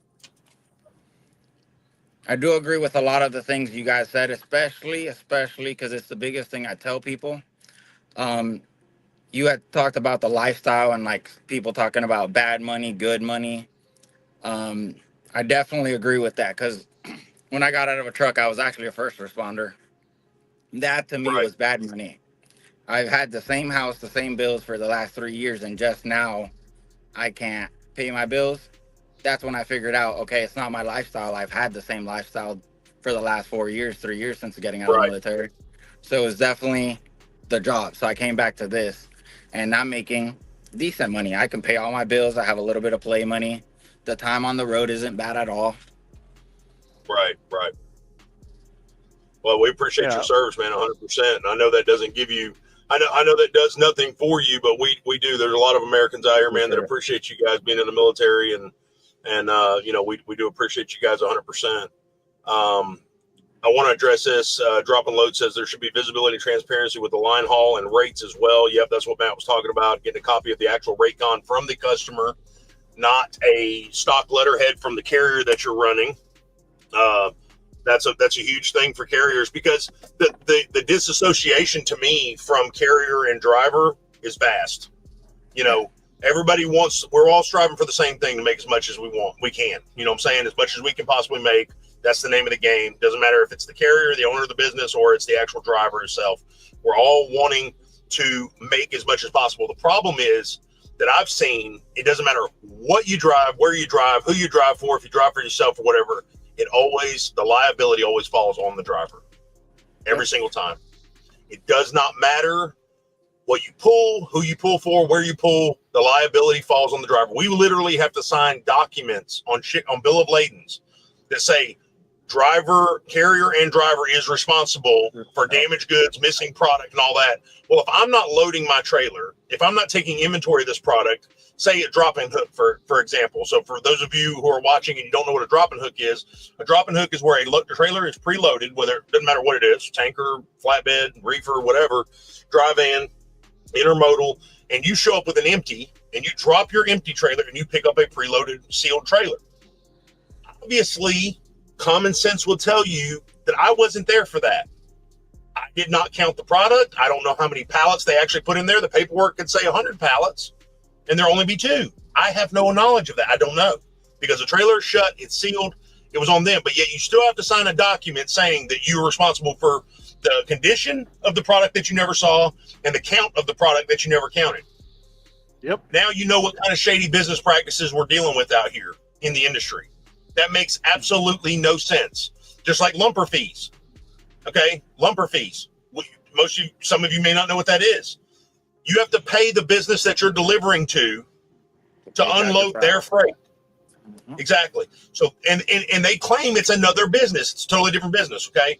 And some of them have their own small little lumper companies, and some of them use bigger companies that are well known nationwide. I remember the first time I had a lumper fee. I was flatbed. I was delivering a load of onions to Pennsylvania. I'll never forget this day I die. First load of onions. Tarp job was beautiful. The owner from the warehouse, was a little small warehouse in Pennsylvania. He walks out. He says, man, that's a really good looking load of onions. I said, well, I appreciate it. Thank you so much. He says, we're going to get you unloaded real quick. Don't you worry about it. He walks away and he comes back, or our guy walks out to me. We got the straps off, tarps off, everything. They're ready to go. Got 20 pallets of onions just sitting there. The guy walks out and he says, that's going to be $490. I was like, I looked around. I was like, man, I don't know if you know how this works, but I'm not buying the onions. Like, you pay me to bring them. He's like, no, it's a lumper fee. I was like, what is a lumper fee? He's like, well, that's what you guys have to pay for us to take them off. I said, look, man, don't take them off. I said, they're going to pay me just as much to take them back. I said, just leave them right there. I'm going to strap them back up. No, hold on for just a second. He walks inside. He's like, all right, Prime took care of it. My fleet manager calls me. Like I said, I'm a new driver. I just started training. I was in my first year. And the guy comes back out and he hands me the lumper receipt or whatever. And I was like, okay, whatever, And I call my fleet manager, or our fleet manager calls me. He says, what happened with the lumper? I said, I don't know, man. You tell me, bro. I said, I come deliver these load of onions to these people and they want money from me. I was like, what's that all about? He's like, well, that's just the way it is. I'm like, oh, this is one of those. That's just the way it is. Things kind of like how it just costs so bad to get out of Florida, the way it is. Backhaul area. Okay, I got you. This is just the way it is. These are the practices as drivers and operators that we have to deal with out here in this industry. I didn't even realize flatbed had lumper fees. Oh, bro, sure yeah, do. You go deliver a load of onions up in the Northeast, bro. They want some money for it. So, this is the other thing. I wanted to relate this to the people that don't drive trucks and you watch this channel, and thank you guys for watching. So, imagine ordering something from Amazon. FedEx shows up at your house, okay? And FedEx goes to hand you the package. You say, whoa, it's going to be a $20 lumper fee for me to take that package. They're going to be like, excuse me? Yeah, you got to pay me $20. I have to take the package. They're like, ma'am, your package is going to be at the local FedEx warehouse. We'll see you later. It doesn't fly in real life. None of this makes any sense. It makes no sense how it's just the way it is. That's what I hear all the time. It's just the way it is. Why? Why is it that way? This is the things that I don't understand. So it's Walmart ridiculous. Used to do it. They did the lumper fees. Yeah, it was a $50. Well, it wasn't called a lumper fee. It was a $50 unloading fee for you to show up to Walmart with Walmart shit, for a Walmart guy to open the door and unload their shit out of your trailer. You had to pay him $50. I stopped hauling loads of Walmart. I got tired of paying it. Pine Sol says, first time listener, 15 years of putting her in the wind, loving the show and info. God bless you, Pine Sol. Thank you, man. That's what it's all about, man. It's just sharing it up. I gave Toll Booth Jimmy some good press, and then he comes on here talking trash. This is this guy, man. I'm telling you, live on when football on is a crime. Man, you guys don't go. Guys, if you guys are subbed to this clown, don't just unsub him. No, I'm just kidding. James is a good guy, guys. He's got a lot of good flatbed info. You guys go check out his channel. He's a really good dude. He's always busting me out on here, man. I didn't think about football, man. I got a busy schedule. I got the $1 Million Mile dinner tomorrow night. I got some PSC class I got to do. I got some work on the truck I got to do in Springfield. Got a lot of stuff going on, man. So, this guy says, Trucker Mike says, I'm not against lease purchase, but it's one of the options that someone has to be a truck owner as long as it's a true lease purchase. But what defines true lease purchase? What would keep it from being a true lease purchase? So, and I'm going to give you guys my example from what I'm doing right now. I'm almost 2 years into paying for my truck. It will be paid off the first part of June 2026. Okay. So there's plenty of drivers that I've met here at Prime or were at Prime that bought their trucks from Prime. The one thing that I can tell you about Prime Inc. is that as long as you are professional okay, and you are the best operator you can possibly be, meaning promptness, professional attitude, and you can take care of what needs to be taken care of at home, what is required of you, delivering loads on time, being safe, interacting with customers. They don't care if you're Edward Scissorhands and you're just coming in to get your CDL experience for 2 years and then leave. They are fine with that as long as you do it the right way. Now, you come in and you go burning bridges and cussing your fleet manager out, cussing road assist out, cussing sales out. How do you think you're going to be treated? I mean, honestly, if I came to your house, if you invited me to your home and I came in and you said, "Well, thank you so much for showing up here at dinner." And I was like, "Oh, this is terrible. I don't like this. And why is your kid asking all these questions?" And I was really disrespectful. I will kick you out of my house so fast. Exactly. So if we can get that common sense aspect across the board right now, how is it that grown adults think that they're so entitled that they can go treat people like garbage to their face and expect them to say, "Oh, okay, you yelled and screamed at me. Yeah, I'm going to give you that $5 a mile load. Just give me 1 second." No. Nobody wants to work with you. That goes with any company, though, because Prime is everywhere, right? Like, that to me is a huge company. They got terminals everywhere. Now I'm working for a dude with a couple trucks. So as small as you can get, really, without being an owner-operator. Right. And it's the same thing. If I was an asshole to him, it won't be, that's not getting me anywhere, especially a small company. Exactly. He's probably going to tell me to fuck off and send me home. Like, I'm in his truck, driving his truck, picking up his freight. Like, I'm nobody. Right. That professional aspect goes to any company, whatever you do in life, whether you're a truck driver or not. Well, the whole thing about being professional, that is very true. I've worked for mega carriers. I've worked for single-digit truck owners. I worked on a harvest crew where I wasn't part of a trucking company. I was part of a farm. And the one rule that I've always had is that I be professional to the best of my ability at all times. However, there are times where I will be unprofessional. But when I'm unprofessional, there's two things here. One, I know I'm in the right. And two, I'm prepared to walk. Right. So, like, when I was at Prime, I got into it with sales over a load. And it was kind of one of those things where, you start going back and forth between your FM because you can't ever fucking talk to sales. And it was kind of one of those things like, if your guys aren't going to make this right, I'm going home and I'm not coming back. And he called me and goes, you really shouldn't make threats like that you can't back up. I said, "Oh, no. Make no mistake. If I get to the point where I go home and tell you to come get your truck, believe me, I'll have a job before you send somebody leaving the terminal. I'll already have a job making the same or more. And I am absolutely prepared to take that blemish on my DAC report of abandonment of truck." Right. So it's funny you would say that because I've done that. I worked for a company where we did the same thing. It was kind of the same argument. It wasn't with sales, though. It was with my home time. Just kind of one of them companies pushing me over the edge, and I wanted to be home. And it just got to the point where it was like, okay, you don't want to respect my home time. I'm telling you, I'm burnt out. I need to be home for a little bit. Come pick up your truck. And God damn, I did. I left it at the truck stop, and I took the hit, and it was what it was.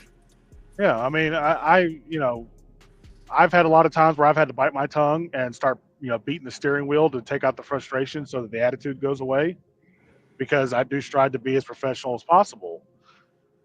But I've seen it time and time again of drivers, especially company drivers, newer drivers, that'll sit here and say, well, this is the way it's going to be, or I'm gone. And they say, "Okay, clean out your truck." And all of a sudden, well, wait a minute, I don't want to quit. Yeah. Like, no.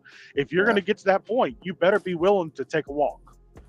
Absolutely. I agree. Yeah. Because as much as I hate to say it, it is so easy, especially if you're a newer driver, less experienced driver, it is so easy and cost effective for them to replace you with a less experienced driver that they can pay less. Because at the end of the day, it all comes down to money.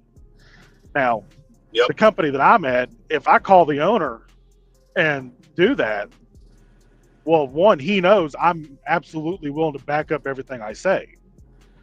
But he also knows that if you give me a load, I'm going to pick up that load on time. I'm going to deliver it on time, and all the shit's going to be on your truck that was on it when it left the yard. So you have to weigh between those things. But my boss also knows that if I ever get to that point, I have a really, really good reason for getting to that point. It's going to make him go, okay, something's going on here. What the hell's happening in my company I don't know about? Because if Matt's calling me, saying he's going to leave my shit at the truck stop and go home, something's going on. All right. Hippie, please. Sorry, Matt. Hippie, please send me a text message, man, and get on the stream. Oh my God, dude, I didn't even know you were in here. I'm just reading comments now. Go ahead, Matt. Keep going. Sorry. No, but it just, it's one of those things when you work for a company, especially if you're a company driver, try to build up your reputation within the company. Like my company, I get a lot of loads going out west. A lot of guys don't like going out there, especially in the wintertime. I'll take that load. I don't care. Because the people in my company know that if it's unsafe to drive because of winter weather, I'm parking it. I don't give a damn how late that load is. Because I'm going to get the load there eventually. Yeah. It may be late, but it's going to get there. It's not going to end up in the fucking ditch. So, yeah, if you call people in my company, they might tell you I'm an asshole or a smart ass or whatever.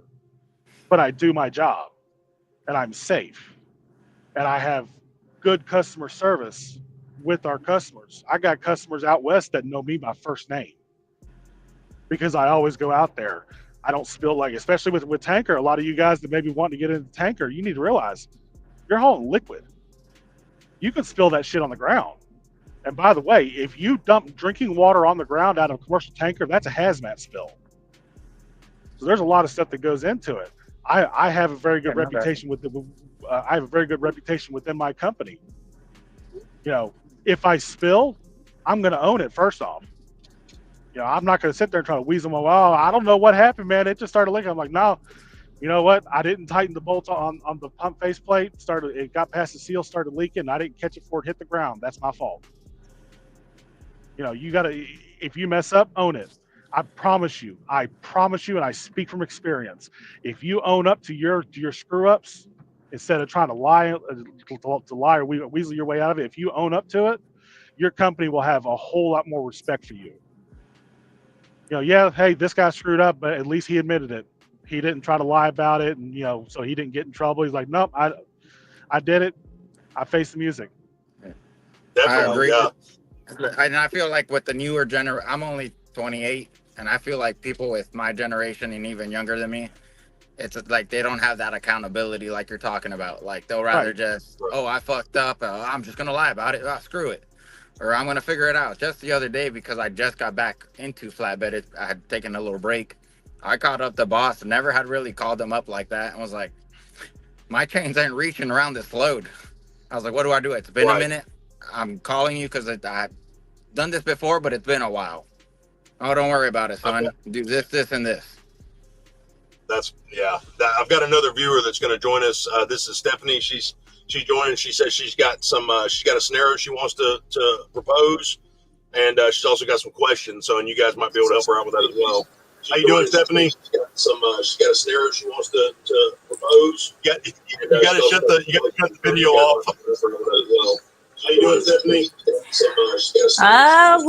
Living to live, man. I tell you what. Do I? You got to shut the video off because we can hear it in the background. Yeah, it's an echo. There you go. Oh. Do I? All right, we got you now. Yeah, you can't watch us and then be on here too. So it's kind of like the radio, All right, we got you now. Yeah, Are we good? You can't watch us. Yeah, we're good. We got you. I know. No, I can still hear it. Yeah, she's. So it's good to have a female driver on the stream here to get her take on things. So Stephanie, tell us a little bit about your history with trucking and what you're involved in. Turn this up here. Okay, can everyone hear me okay? Yep. Yes, ma'am. Okay. So my very unorthodox training with Prime Inc., which is why I'm at home right now, started in October beginning of October. Did my 3 days of orientation, skated through that, not a problem. And then I waited a week and a half for a trainer. By the time the trainer got me picked up from Springfield, it was a week and a half later that she had home time for 2 weeks. Right. Okay. So I had to go home for 2 weeks. And then got back on the road. It took yet another week because of bad weather in Utah. So she was again late coming to me. And then Christmas time came, and I knew she was looking for another job, but basically she abandoned me. I didn't learn anything whatsoever. She literally just had me sitting in the driver's seat driving. I don't know how to slide tandems.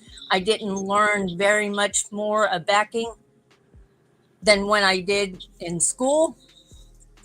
And here I am 3 months into it, and I still don't know shit.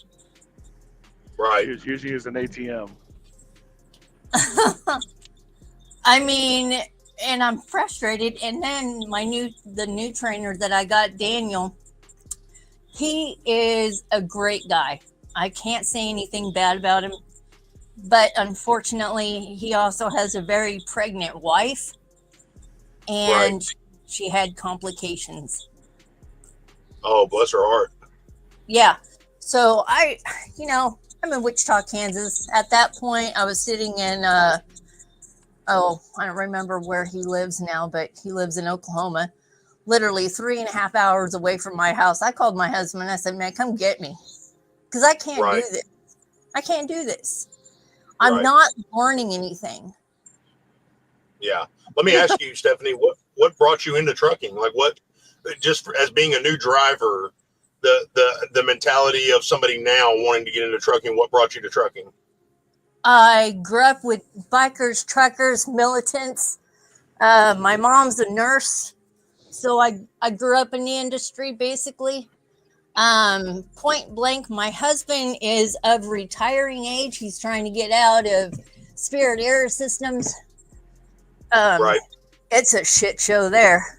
Sorry, guys. Wichita. Yeah. Yep. It's a shit show. He's a machinist, so we're trying to get my 2 feet in so he could get his 2 feet out. I got you. And are you guys planning on, is he going to drive too, or once you get your own truck, or what's the deal?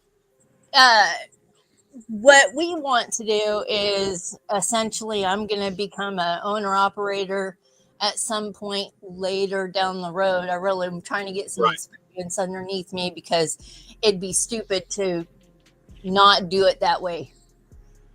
Right. So you want to be able to own a truck. You want to be able to own a truck. So if FMCSA and OOIDA ban these lease purchase programs, say Prime doesn't have a lease purchase option anymore, is that going to hurt your plans?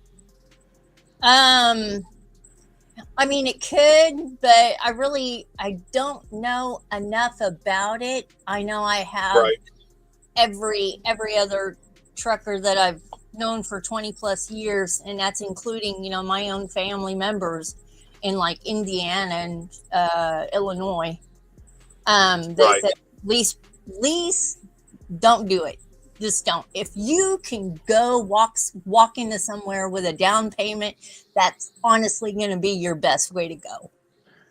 Right. Well, let's ask Matt, because Matt has the most experience on the panel right now with us. So, and he was, back in 18 years ago when he started driving, lease purchase or lease companies, like the lease programs, were scams. They really, most of them were. They're completely scammed. The driver never walked away with the truck. So let's ask Matt what he thinks. Well, my first question to you is, why do you want to get your own truck? If I need to drop and go home because, my husband's not getting any younger and my mom's already having heart problems, I need to be able to drop and go. Okay.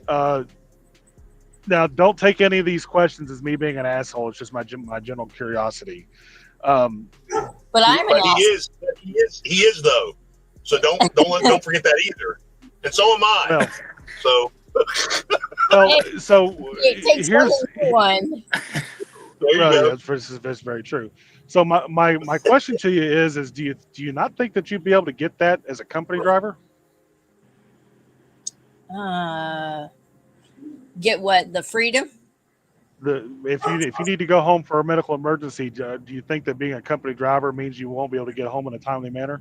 I have seen firsthand that companies don't. They don't.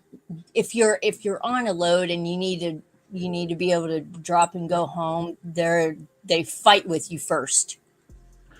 Well, So I'm a company driver, and that doesn't happen. Really? Well, Yeah. so the company that I'm with is a small food grade tanker company out of Missouri. Uh-huh. And no, I do not work for Prime. To those who are probably wanting to type the question right now, I do not work for Prime. I can speak firsthand words from the owner's mouth himself, and I also have it in writing. If I have a family emergency, I have an 18-month-old daughter, or a 20-month-old daughter now. Uh-huh. If I have to go home, I'm turning the truck around and going home. I don't care where I'm at. I'll call them after I've turned around. Yeah. And also, I'm on e-logs just like everybody else is. And I'm here to tell you right now, I will log out of it. I'll throw the tablet in the bunk and I will drive this motherfucker straight back to Memphis until I get there. I don't care how far away it is. One of the things that, and there's a reason I asked these questions to you, because of the things that I've noticed over the years, for as long as I've been doing this, is the mindset that if you're a company driver, you're an employee and you are at the will of the company that you drive for. Well, there's a little secret that I try to impart on a lot of newer drivers. You're a person first. And your family comes first above any job. I don't give a shit if you make $5 million a year and you get to work from home in your underwear. Your family comes first. Right. Because here's the thing. Once you get behind the wheel and you get a little bit of time, you don't got to have 15, 20 years. Get a little bit of time under your belt. Find a company that's a good fit, that's a good outfit to run for, and they will tell you to park the truck and they will have you a confirmation emailed to you of your airline ticket to go home. Yeah. I work for a company, and I rather recently, Will knows this, I work for a company based out of Minnesota, and they had a policy.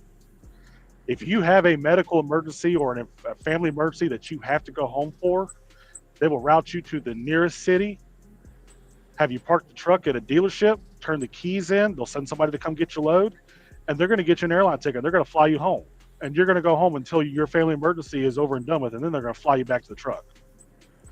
Or it may be a rental car, it just depends on the situation. Yeah. And I'm not trying to discourage you from leasing a truck. If you want to lease a truck, hey, more power to you. If you think you can do it and be successful, that's great. But lease a truck for the right reasons. Now, Right. I've worked for carriers that did not give two shits about you. Couldn't care less if your dog died on the truck and that they won't give you 5 minutes to bury the dog on the side of the road. Been there, done that, got the t-shirt, the hoodie, the hat, and the fucking belt buckle. Ever had that scene? So go ahead, Matt. Sorry. If you're going to sign your name to a leasing contract, you have to do it for the right reasons. And some of the reasons that people do it for are the dumbest shit that I've ever heard. I'm going to go lease a truck so I'll make more money. No, I'm wanting to go company for at least the first couple of years, but once I've got enough money to go ahead and do a down payment for a truck, that's the way I really want to go. Okay, that's good. Now, I know that Mr. Freight Skater here, he got out of training and immediately leased a truck, and he's just, best business person in the world, so he's a rarity. What? A lot of people. I gotta hear some facetiousness in your tone right now. Oh, come on, boo-boo. I love you. So, a lot of drivers that lease a truck, is the one thing I don't like about Prime is that they let you lease a truck right out of training. I do not agree with yes, I do not agree with that at all. I think you should be a company driver for a minimum of a year before you can actually have the option, because this is what we were talking about too. There's no seniority factor. Like, everybody has the same benefits across the board immediately, which is kind of what's happening with the immigration deal with the drivers, the foreign drivers. So that's kind of the same thing, you know, except they're streamlined. They go right to the front, you know. Yeah, they don't go to jail. They pass go and get $10,000 out of it. You know, that hey, you know, good for them.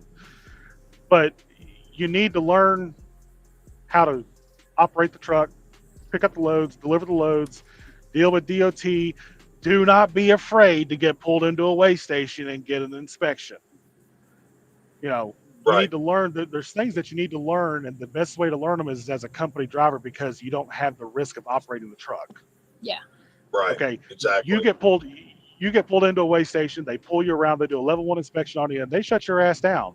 Okay, well, unless you're leased on with the carrier that has, you know, roadside assistance, it might be on you to get your truck fixed to get out of that scale, and you can't leave to go get what you need to fix it. I mean, just depends on where you're at. You know, that's a risk that a lot of people don't think about. They go out and buy their own. I got a buddy of mine out of high school. He went out and bought him a truck, got a CDL, made it 3 months, got shut down at a weigh station, and he went out of business right there at that weigh station. Because it was going to cost him about $10,000, roughly $10,000 to get his truck fixed to make it DOT legal, and he didn't have it in his pocket. Once again, when you assume 100%, when you want 100% of the reward, you assume 100% of the risk. So exactly. Go be a company driver, get paid the cents per mile salary, whatever the situation is. You don't worry about that truck. I drive a company truck. I got a fairly nice Freightliner. Well, guess what? If somebody takes the hood off of this fucking truck in the truck stop, I do not care. Right. I had a driver that I turned away from Prime the other day. He called me and he explained his whole situation to me as a company driver for a company out of Utah. And his average was, as a company driver gross, was comparable to a low-end solo average here. And I said, why would you risk time with, I said, you have small children at home, you have a wife at home, you're home every single night, you get paid holidays, you get benefits. What is the benefit of you coming out here? He's like, well, I guess to possibly own a truck. I said, well, if you're guessing, you don't need to do it. I said, because if you're guessing, this industry is not a guessing industry. You need to do your research. And Stephanie, this is for you too. And anybody else watching that is new to this industry and wants to be a part of it, do as much research as you can. Listen to as many stories as you can about people and their experiences. And you can tell when somebody's telling you the truth, okay? You can tell, man, I'm telling you what, I had this truck all chromed out and all that. No, that's the guy you don't want to talk to.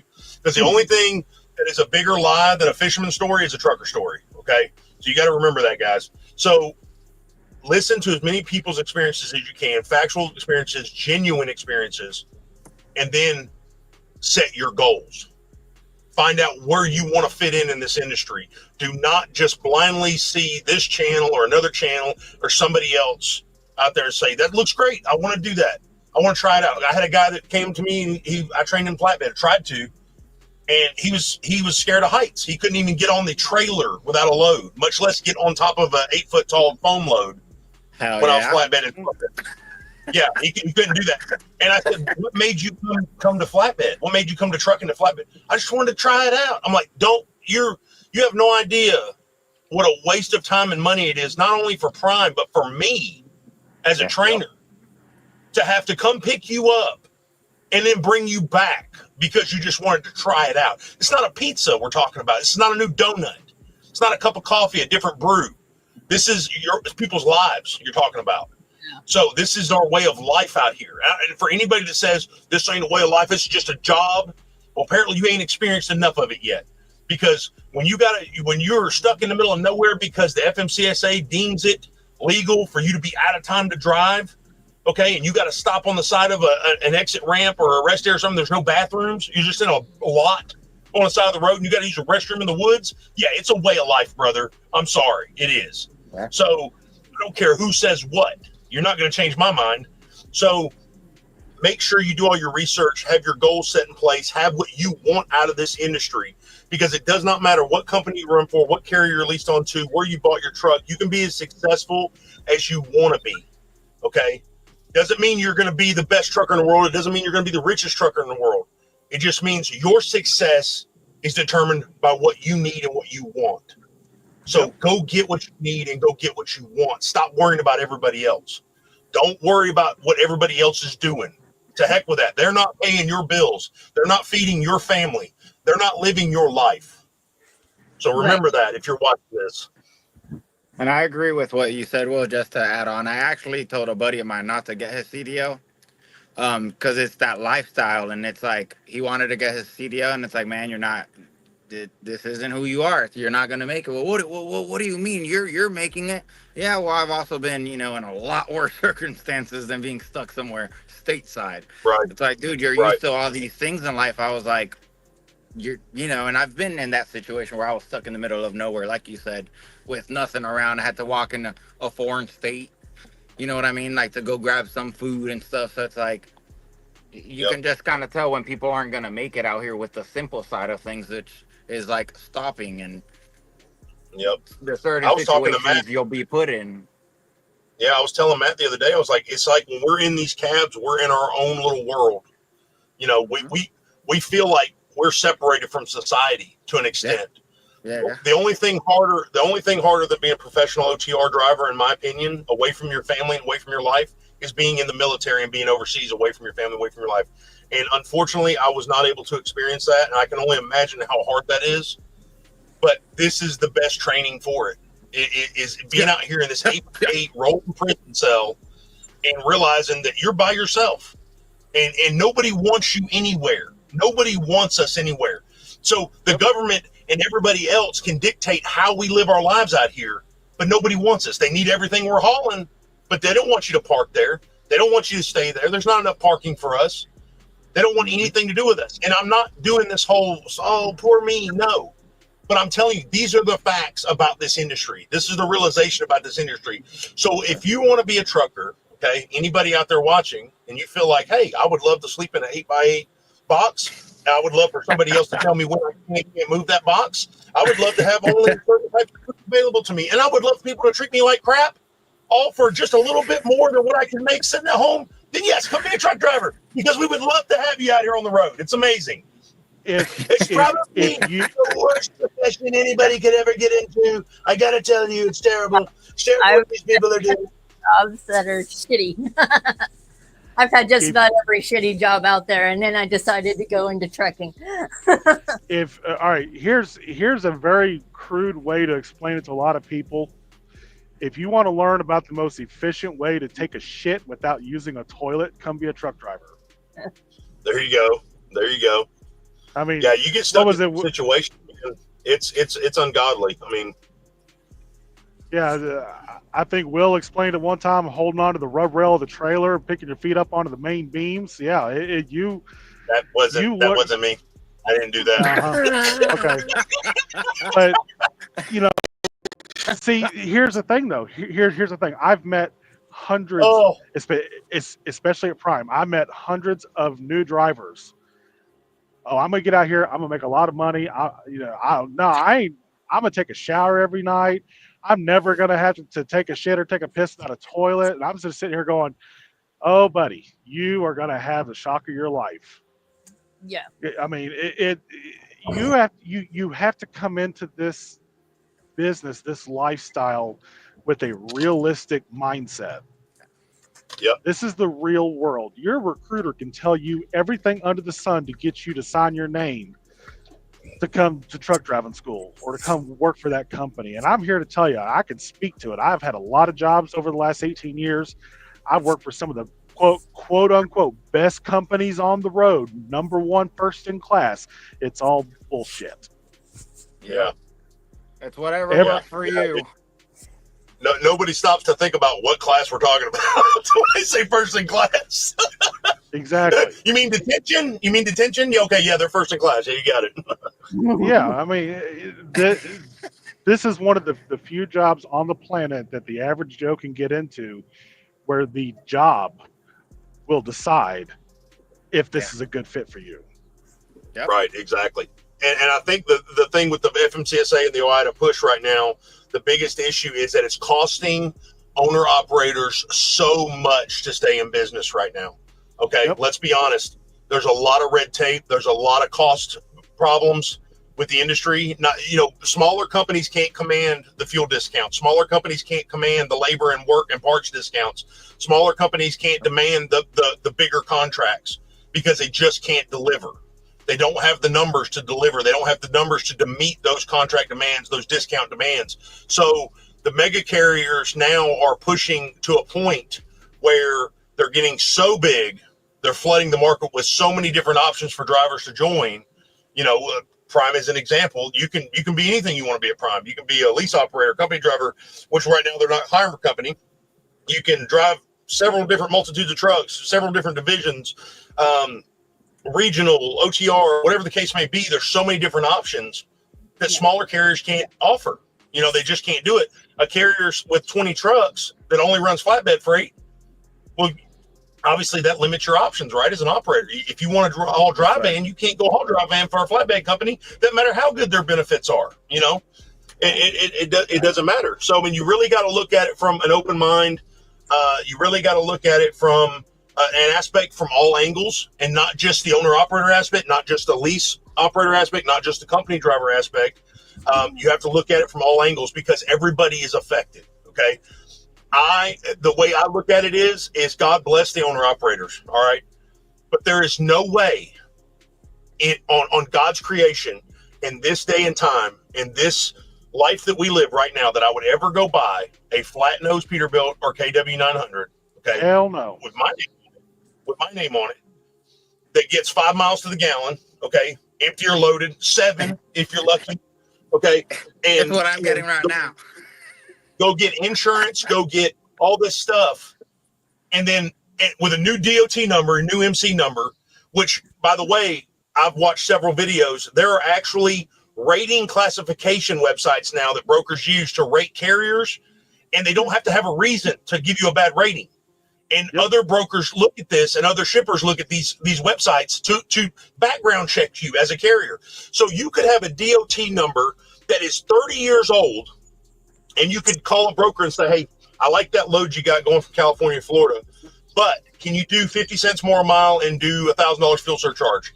And the broker say no. And they say, no, I'll do 25 cents more and then no fuel surcharge. And you say, I just can't haul it for that. They say, okay, have a great day. God bless. You hang the phone up. That broker says, you know what? I didn't like his attitude. I didn't like his tone. I'm going to go in here and rate him. Well, guess what? That guy with a 30-year-old clean DOT, clean safety record, clean insurance record, everything, just got blacklisted because somebody didn't like the way he talked, and because they wouldn't do what he said. That's the kind of stuff OOIDA and FMCSA need to be pushing for.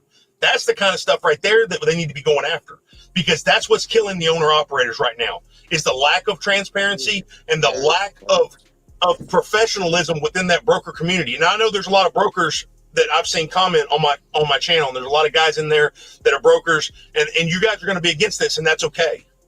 That's okay. But what's fair is fair. And that's the problem with what we're doing right now in the industry, and as a species as a whole in the world, but really this nation, is a simple fact that we don't do what's right anymore. Yep. Look up the definition of integrity. It's literally means to do what is right, even when no one is looking. Yep. There is no integrity in trucking anymore. There's no integrity in our daily lives anymore. So what's right for you is not necessarily right for the other person. Let's just do what's right, period, for everybody.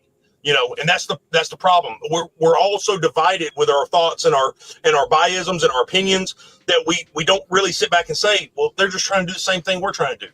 Make a good living, survive and thrive. Everybody is in this together. Everybody wants the same thing. Of course, we all want to make as much money as possible, but you got to be realistic. When you're cutting somebody's throat to help the other person grow, you're not just killing one side of the industry. You're killing a lot of people's lives. A lot of people are affected. So to just ban lease programs, I think that's a lease purchase programs. I think that's a strong move that would really kills the capitalistic spirit. I mean, you're basically taking a choice from free enterprise away. I don't understand how you can do it. You know, that's like saying I'm not allowed to have coffee after 9 a.m. at Love's. I don't get that choice. Somebody doesn't like that I drink coffee after 9 a.m. So they're going to take it away from me. I don't like it because I make Pepsi and I want you to drink Pepsi after 9 a.m. It's not right that you drink coffee. Makes no sense. It does not make any sense to me whatsoever. So if you're an owner operator out there, I've given you guys plenty of chances to text me and join the stream. I really appreciate you guys being on here. We're going to read some comments real quick. I want to get you guys to weigh in on some of these. Let me see if I can get it. So I know an owner operator, a good friend of mine, and the only way he's surviving was, I mean, I guess luck of the straw. The company he contracts with takes care of all the fees. So yes, he bought the truck outright, but he's told me, because I've talked to him about kind of what we're talking about, like how are you surviving? And he said the only way he's surviving is the fact that he is technically leased onto a company that takes care of everything. So yes, it's his truck. Exactly. He has it pretty chromed out, whatever it is, what it is. But that's the only way, he said. And he is pretty much saying, what he's told me is that if it wasn't for that, he wouldn't own a truck right now because of the way the economy is and the way things are going. Right. And I'm all about the freedom of expression with your vehicle. Drive what you want to drive, put what you want to on it, whatever the case may be. That's all good. I mean, it's the same thing with the whole gender thing. You know, if you want to say you're an elephant, that's cool. You're an elephant. Okay, whatever. But to what degree do I have to participate in that circus? You know, to what degree does my life have to change? You know what I'm saying? It shouldn't. If you want to be the elephant, be the elephant. Doesn't mean I want to go on safari with you. You know what I'm saying? Like, I respect your right to be the elephant. Be the elephant. I'm fine with it. You know what I'm saying? Like, it's all good. There's nothing wrong with elephants, you know? But I mean, it's just common sense, folks. You know, just because you don't endorse or supply or applaud somebody's choice doesn't mean you don't have respect for it and the way they think, in their opinion. That's the thing that I don't understand about today's day and age. But my thing is if you want to be an owner operator and you go out and you buy that KW 900, you go out and buy the ULEP 389, and you go out and you're willing to get that high dollar insurance and you're willing to get those high dollar permits on your own. Well, guess what? That's what you signed up for. That's not what I signed up for. Okay? That is your choice. It's not my choice. Why does my truck contract have to be null and void because you chose that? That doesn't make any sense to me. No, I don't. Well, you know, so like I mean, it's. Go ahead, Matt. That's just like the guys that, you know, go out, they go to Iowa 80 and they buy every single piece of chrome that they can stick on their truck. Makes it look tacky as shit. Well, guess what? You have the right to do that. That's your truck, or your company gives you permission. Fine, whatever. Don't expect me to think it looks pretty, because I think it looks tacky as shit, and it shows me where your priorities lie, because none of that shit that you just put on your truck is going to make you any extra pennies. Yep. And there's a lot of people at Prime that are going to hate me. There's a lot of people at Prime that are going to hate me for this. But you guys that go put all these stickers all over your truck, they look ridiculous. I mean, it really does. It does. I mean, I saw a guy with a Yoda and like and I don't know if it was a guy, it could have been a girl, I don't know. I don't know who it was. It was a Yoda and a turtle, and that's probably a reference to something. But you just have this 6 foot tall Yoda and this 3 foot circumference turtle on there. I don't know what that means. I don't know if it means. Well, look at the Captain America truck. I don't know if we're going to the ocean. I don't know what to do with that. You know, and to me, it seems very unprofessional to show up to a shipper receiver looking like a comic book. I don't know. Maybe it's just me. Hey, guess what? Guess what? Here's the difference, though, between me and most people. I didn't walk up and make that guy feel belittled about that. Okay? And we're talking about it here, but I don't know who he was, and he doesn't have to say who he is. He could be with the turtle right now, you know, and he could be like, well, it wasn't me. You know, I don't know about my turtle, and close his curtains. But the thing about it is, that's his right to put that big old turtle on there and that big old Yoda and have whatever color truck it was. That's okay. That's his choice. I don't have to drive it. I don't have to pay that truck payment. I don't have to put fuel in it. It's not my place to go say anything to that person. That's his life. So if you want to do something different than somebody else, that's okay. But it shouldn't infringe on somebody else's choices. That's the thing. That's right. Exactly what I'm getting at. So the question was, do y'all think Trump will make things better in trucking? I wish Biden would have made things better in trucking. Okay. I wish the Obama administration would have made things better in trucking. I wish it doesn't matter who's in office. You better pray that they do the right thing for everybody. Okay. Doesn't matter who you voted for. Okay. Whoever got elected now's the time for everybody to come together and let's do the next right thing. That's what we need to do. Doesn't matter if you voted for Trump or not. Doesn't matter if you voted for Kalama or whoever you voted for. This is what we have. So we need to start praying that God blesses this nation, blesses him and his family and that whole administration, that what gets done for America is the right thing. Okay. Doesn't matter the past. That's in the past. Doesn't matter the future. That's in the future. Right now it's today. That's what we got to worry about. You can't change the past and you can't predict the future. Sure. That's right. That's right.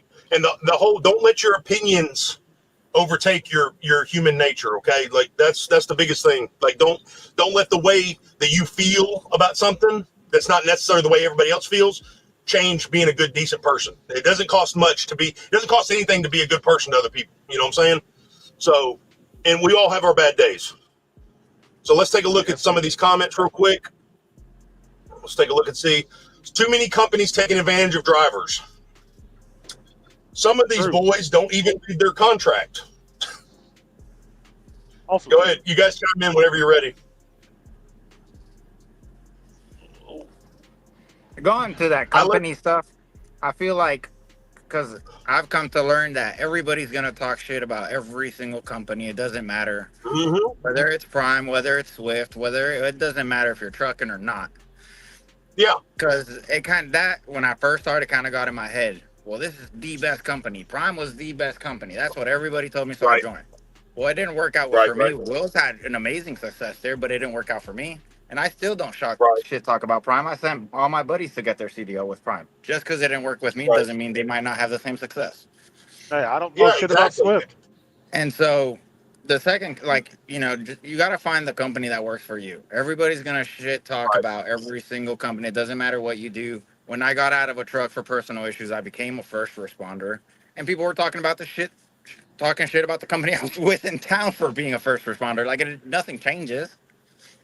Right. The company I'm with now, trucking, treats me awesome. It might not work if I recommend it to someone else, So to everybody in the comments, don't let that stuff get in your head. Everybody's going to talk shit about everything in life.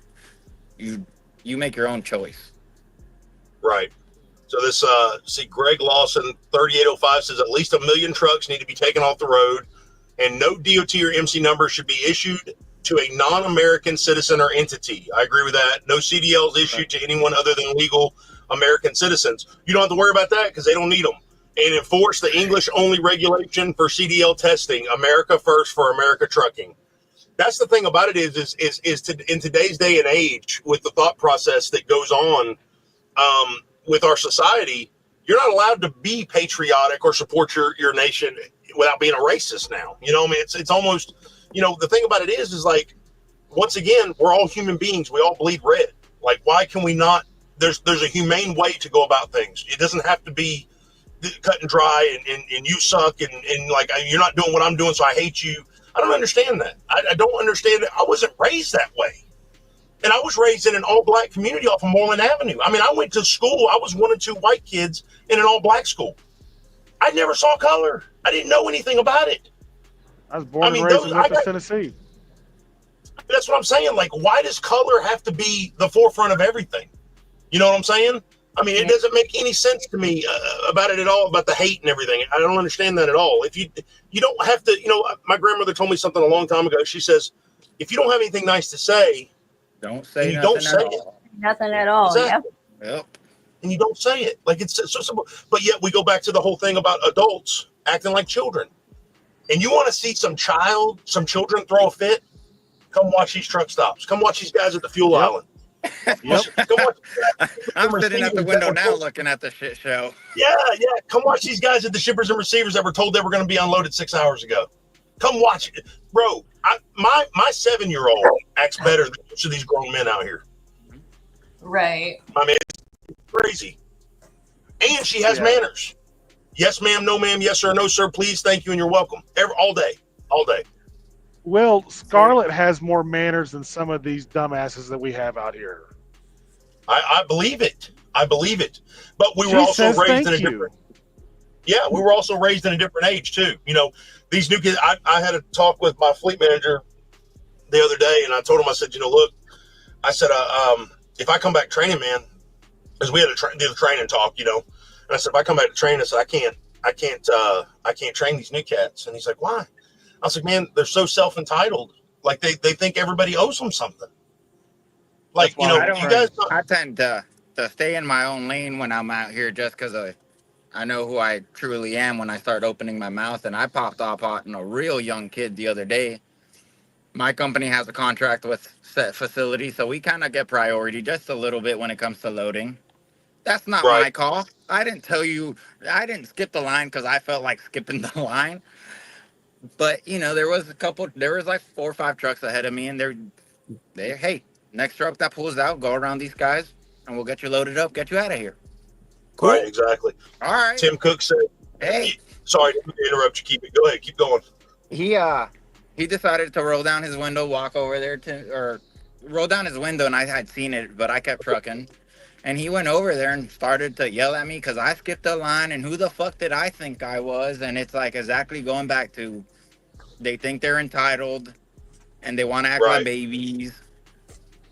Well, it's just like the traffic jams on America's highways right now. Okay, so next, and I don't know if you guys do this or not, Matt. You might, because I mean you've been out here for so long. But when I'm in a traffic jam, let's take Atlanta. Okay, everybody knows how bad Atlanta traffic is. If I'm in a traffic jam, I'm coming up and I'm driving and I look on Google and I see the red and I'm like, okay, well, you know, all right, I know I'm coming up into some issues. So I go ahead and start slowing down, gearing down, jaking, whatever, and I will leave 2 truck lengths in front of me. Okay, so I don't have to stop. I just slow down and continue rolling consistency. If the people in front of me stop, they slow down more, I slow down more. I stay consistent. Well, you were talking about entitlement, you know, everybody owes them something and all this.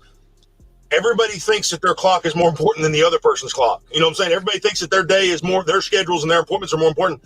But everybody wants to know why this traffic is so bad. You could take 15 lanes and put it on 75 and 85 in Atlanta. It would be the same because of one thing. Nobody leaves enough space for everybody else to do whatever they're going to do. If we stop doing the bumper to bumper thing, okay, and we leave enough space, guess what? You start realizing I can only control one thing, and that's the steering wheel in front of you. Not what that Subaru's doing, not what that Chevrolet's doing. I can't control what that truck's doing, that Freightliner. I can only control this steering wheel. So you back off, you stay consistent, and you let everybody do what they're going to do. And guess what? No more traffic jam. If you don't do this as a driver, if you're watching this video and you don't do this as a driver, do it, okay?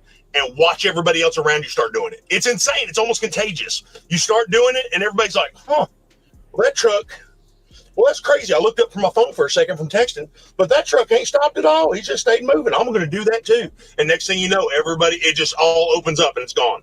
Like, it's crazy. And it blows me away so much. I was at, right now I'm in Wisconsin, and the other day we had a random ass snowstorm.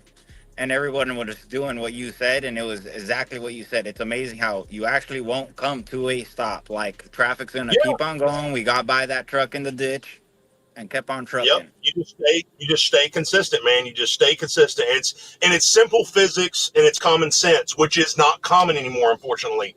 If you're out there and you have small children, raise your kids with respect and manners and common sense. The next generation needs to be better than this generation. Like, that's the way it is. My kids need to be better than me. This is what happens with society.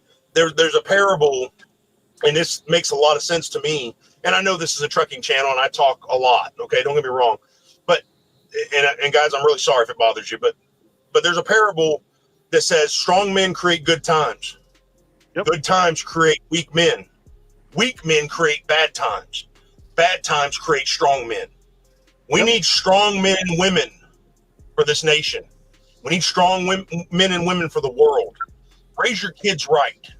Raise them with consequences and rewards from the get-go so they don't get to be an adult and start realizing, hey, the real world don't play that mess.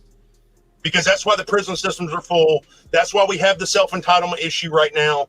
That's why everybody thinks that if they don't like something that it should be banned in Congress. This is why we have these issues. Like, raise your kids right. Raise them with common sense and common decency. Like it's ridiculous, man, how everything is. Tim says, I have a friend that was a prime as lease driver person. I want to do lease purchase after a year. The person left. The money wasn't good enough. I make more as a company driver than they did as lease. Tim, I understand. Okay. But you have to realize, I wanted to say something before you guys chime in. You have to realize there's a lot of variables in that story. Yes. You only know what you're told. Okay. There's 3 sides to every story. His side, their side, and the right side. God only knows the right side. So go ahead and chime in, guys. Whatever you're going to say. I was going to say what you were going to say. There's a lot of variables left out there. Right. So we hear these horror stories a lot. You know, I do. And then people find out, like, well, how long have you been at Prime? Like, they expect me to say a year, half a year, 6 months. And I'll say 8 years almost. What? How on earth could you survive at Prime for 8 years? I had a friend that couldn't survive for 4 months. Doesn't make any sense. My trainer for flatbed was at Prime when he trained me. He was rolling on right around the same time as you will. 8-9 years. One of them old school drivers had been there pretty much his whole life. Right. And real successful dude. And it just goes back, you know, everybody's different. Everyone has their own success story. Well, I mean, I will never drive for another company, man. If I leave Prime, it's to go home and drive close to home, be home for tonight, or it's to get out of trucking, period. I mean, Prime has given our family a lot of opportunity, a lot of chances to succeed. There's a lot of benefits to being here. And I'll be honest with you, we're spoiled. I'm very spoiled.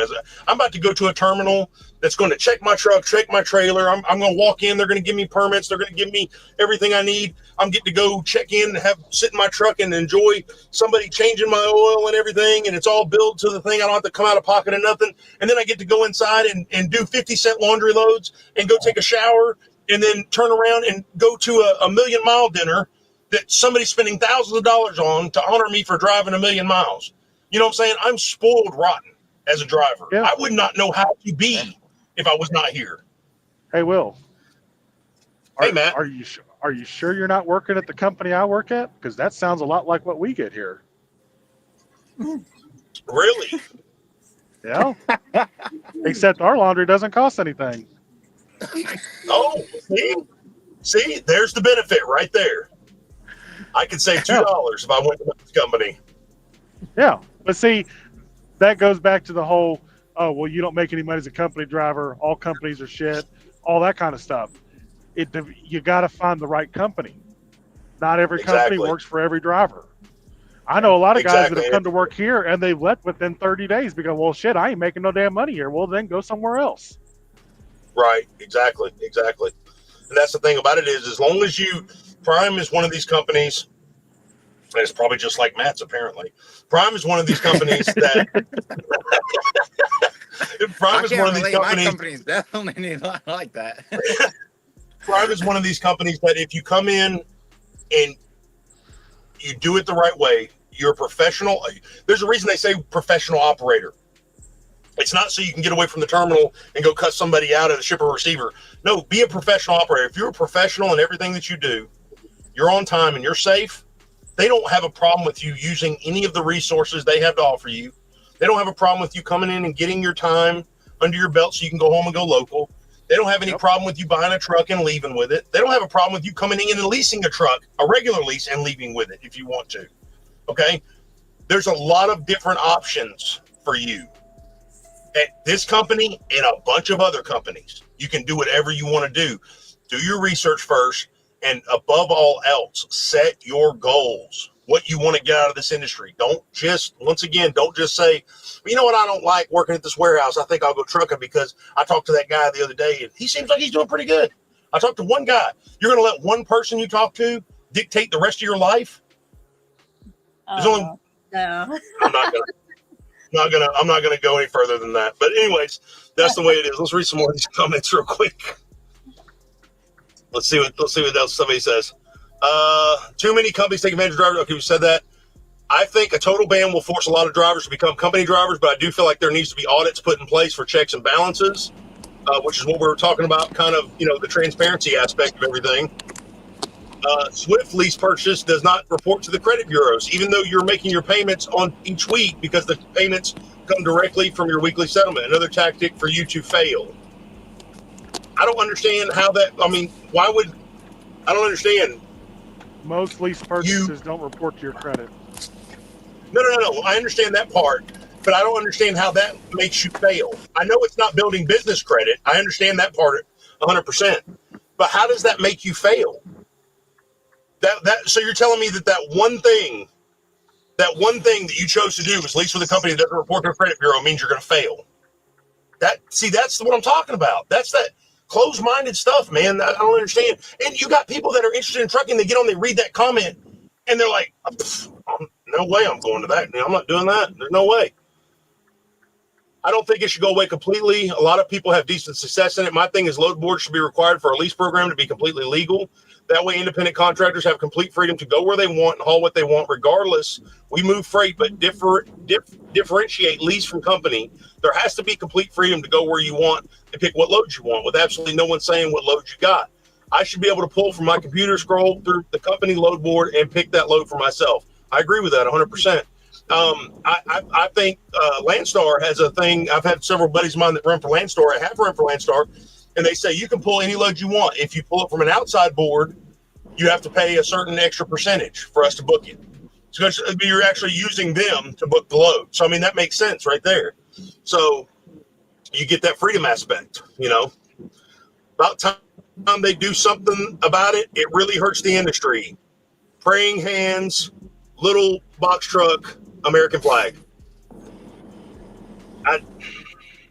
But there's no context there. Like, how does it hurt the industry? I don't understand. Biggest downfall is not being able to dispatch yourself through a load board with lease purchase. Why? Because you control where you run and when you want to go home. And that's the thing about it. I want to clarify that too with Prime. You can go home whenever you want. I can go home right now. Yeah. Call my fleet manager, say, I gotta go home. I need somebody to come grab this load so I can leave. And they'll send somebody. They'll make it happen. Now, will it look bad on me? Yes. It'll look bad on me being in the middle of a load and taking off. Of course it will. Will it look bad to your broker if you own your own truck? Yes. The only difference is you don't have a system in play to come repower your load. It's going to taint your record.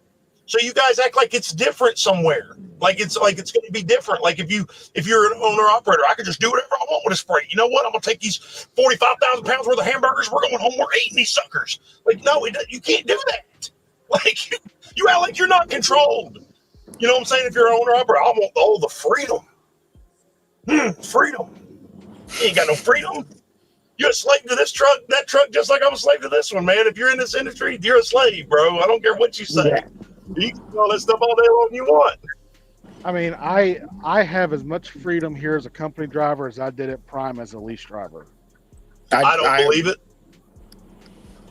I don't believe it. I think you're lying to everybody, Matt, to be honest with you. Uh-huh. Okay. I was going to say the same thing. Matt just said. I literally have the same amount of freedom I did as a lease operator in Prime than I do right now as a company driver. I wish I could say it was about drivers being scammed and losing their savings, but let's be honest. This is about the majority of drivers working X amount of time and having absolutely no money to pay taxes and the government not getting their fair share. Holy cow. I'm liking that guy's comment right there because that's exactly what I said on the FLSA update video I did for March 11th. The government's broke and they want their money. Okay. That's all there is to it. That's exactly what it is. Because when you are a lease contractor, you're 1099, even if you own your own truck, you're a 1099, obviously, because you're not being paid by somebody. You're contracted out. You're not an employee of theirs. So you don't get a W-2. You get a 1099. Doesn't matter who you are. I get a 1099 from YouTube. If you guys watch my videos and I make money off of it, if you guys watch the videos all the way through, I get a 1099 from YouTube. Okay. I'm not employed by YouTube. I'm considered a contractor for them. I work on their platform. Same thing with trucking. Kind of like we were talking about the bakery. You want to be a baker. You want to open up a bakery. But you don't want to buy your own building. You just want to lease one. You can't do that. What do you think this is, America? No. Can't do that. Go be a baker somewhere else. That's basically what they're telling everybody. It's ridiculous. But anyway, so that's border. And wasn't it? Didn't somebody say Trump's trying to ban, like, get rid of the tax system, like get rid of it completely? I don't know if that's just rumors. I don't know. I'm not spreading political information. I'm just saying if that happens, well, really, I guess there's no fighting argument there with that. If that does happen, I don't know. It's something to think about. What the fuck is going on tonight? I wonder why they don't look into ego or EGO. How do you say that? Truck companies? Ego. Super ego. Yeah. Yep. And let Yes, predatory. in one of those Go ahead, drivers. Stephanie. Sorry. I said, believe me, I did try to talk to one of those drivers while sitting at a Love's, bored out of my mind. And they do have that hitch on their shoulder. Holy shit. Really? I mean, I'm gonna go ahead and tell you. I've only had that from TMC. Well, let's be honest. We all have it, especially when we're newer drivers. We all have that, chest mode out. We're better than everybody else. We're driving a big truck. But it took me a few years to get it out of my system and realize that I'm just a small itty bitty cog in this whole operation of this industry. So, but you do have some of these guys that their whole ego, their whole attitude and everything is dictated by the size of the vehicle they drive. You know what I'm saying? I mean, in the civilian world, we call it little man syndrome. You know what I'm saying? Like little guy, big truck, but in the truckers world, that's just normal. You know what I'm saying? And we were talking about something with a buddy of mine the other day, and he says, yeah, man, that guy's got all this chrome on his truck. The truck looks so good and everything. I said, yeah, he spent a lot of money on that truck. He did, to make it look that good. It looks good. I said, but these guys act like they're out here fishing for women or something. I've never once seen a woman walk up to a grown man with a 389 or something and say, boy, you sure got a sexy truck, boy. I want to come right in it. Not once. So what are you doing? You're spending $1,000 to make another dude look at you? Give me a break. Break it down in your head. What are you doing? If it don't make you no more money, don't buy it. Like, it doesn't make any sense. I'm just like, holy cow. Like, when you start breaking down the logistics of it, it's insane. Like, you're just like, so you want other dudes to look at you. What are you, some kind of meat gazer or something? What's wrong with you, man? I get those comments now. My Peterbilt ain't no long hood, but I'd give credit where credit's due. Not my truck, so not my circus. Don't care. Right. But the owner does have a lot of chicken lights on this truck. I do tend to turn them on at night because fuck it, they're there. And the amount of comments got, man, you got a great looking truck. Cool, not mine, dude. I didn't spend the money on it. But it's like you said, you're literally just getting attention from other guys. Like it's. Yeah, I want to see Stephanie. I want to see Stephanie succeed. I want to see her put a bunch of chicken lights on her truck, and I wanted you to come back to it live, and I want to know how many comments you got from other truck drivers. That's what I want to see. I want to see that. All it's going to be great. Is attention. It's attention. You ain't flying under the radar.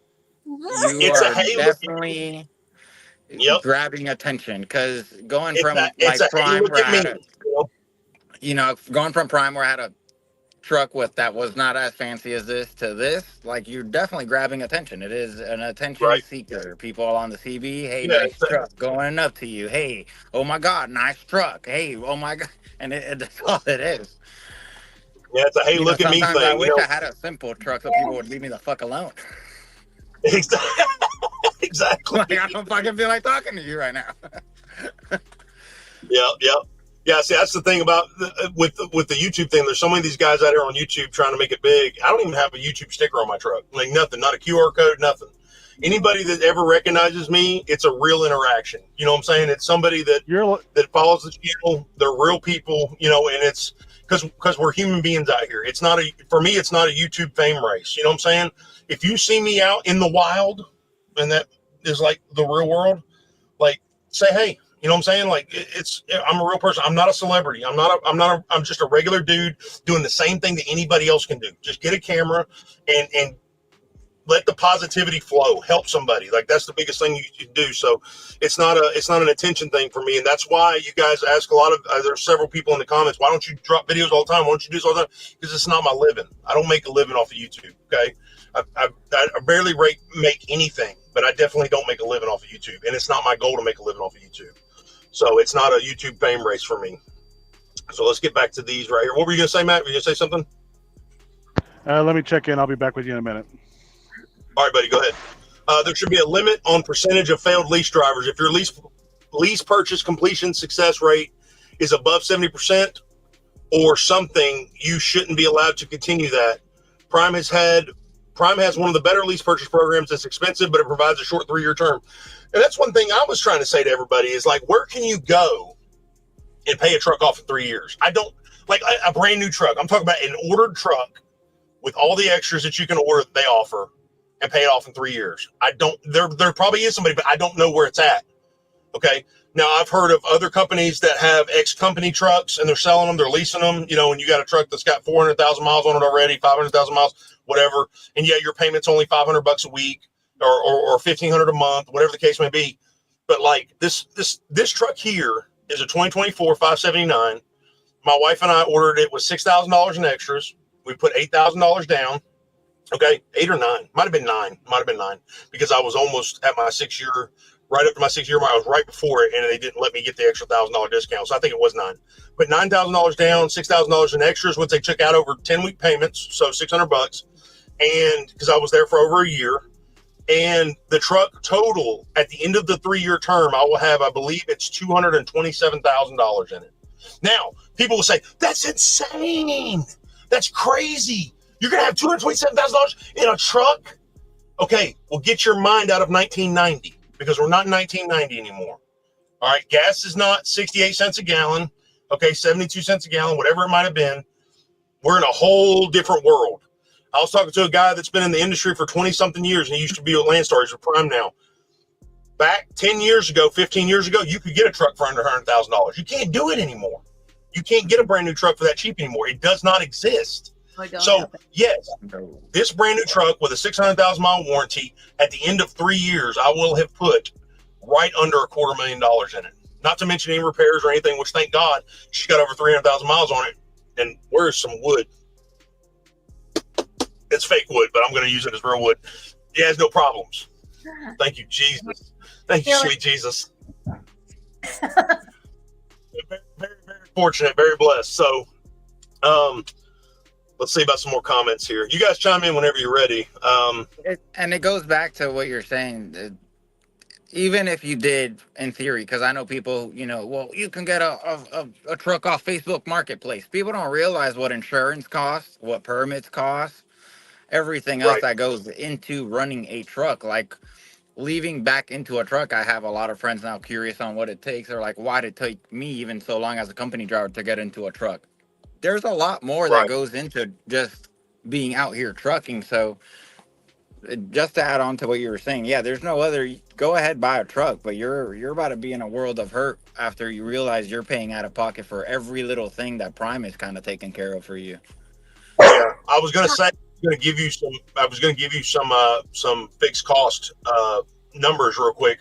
My fixed cost without my truck payment, okay, with my truck payment is right under $1,600. Okay, so we're going to round it up to $1,600. Without my truck payment, it's $233 a week. That's what I pay Prime to be able to run legally with everything. Everything. They audit my IFTA. Okay, I'm always getting back my IFTA adjustment rebates every single 3 or 4 weeks, depending on how the cycle works. They take care of my payroll. They take care of everything. And yes, that's including the payroll statement, the owner operator fee, all that stuff. $233 a week. Insurance, everything. That's what I pay. Like, that's it. Like anything extra, like if I have a toll hit or something like that, which is a variable cost, anything extra, that's extra. That's why I figure in a $350 like window cost for variable. So if it's under that, that's great. But if it's over that, then I know what's up, but always take worst case scenario. I send my wife about every Wednesday or whenever I drop my load, she says, hey, what are we looking like, this week? And I'll send her a number. And it's always over that, always, every single time, because I always have some kind of adjustment coming back or some kind of reimbursement coming back. Something's always coming back. But the 28% you pay Prime, okay, as a lease contractor, as an independent contractor, that's what you pay for your terminals. That's what you pay for all your road assist stuff. All these people that come together to make this whole company work. That's what your 28% is going towards. Okay, every single week as an independent contractor or lease operator, if you're running under the prime side, not the logistics side, you're paying $233 a week, roundabouts. Let's say $250. Okay, to actually operate this vehicle. Okay, that's your insurance for your cargo, all that stuff, everything. So I don't care what anybody says. I've had 8 years of great luck. I'm not a knee pad guy. I don't kiss butt. I don't. I mean, I have no problem saying what is right. Okay. And Prime has had some things about how I've done the videos. They've had some things where they've said, hey, look, you can't do this anymore. You can't do that. But they've never once reached out to me and said, hey, don't say that again. Don't say that. Do you want to know why? Is because when I say something about Prime, okay, I say it in a professional manner. I don't get on here and talk about how I cussed my fleet manager out and he's going to do what I say. I don't get on here and say, well, I cussed out this. They work for me. No, they don't work for me. We work together. That's the way it is. We do things together. That's what it's all about. So they're a business partner. I don't care what anybody says. They're a business partner. I'm their business partner, and our customers are our business partners. Okay, that's what we do. It's a full circle thing. I'm not so egotistical and arrogant to realize that I'm not the show. All right. The show is all of us. We're all the show. So we got to really realize that, you got to knock yourself down a little bit. If you're out here thinking that you're doing something special, you ain't doing nothing special. You're doing something everybody else is doing. Hauling freight. That's all it is. I know someone who is on this task. I meant to read this comment the other day. I know someone who's on that task force. She's doing predatory lease purchase. So make it make sense. I asked her, is she doing a true lease purchase? She didn't know what I was talking about. Oh my God, this is what I'm talking about. I explained that if a driver isn't happy, they can take the truck to another carrier or run under their own authority and make payments come out of the bank account. She said, no, they have to complete lease with her company. I told her that's a predatory lease.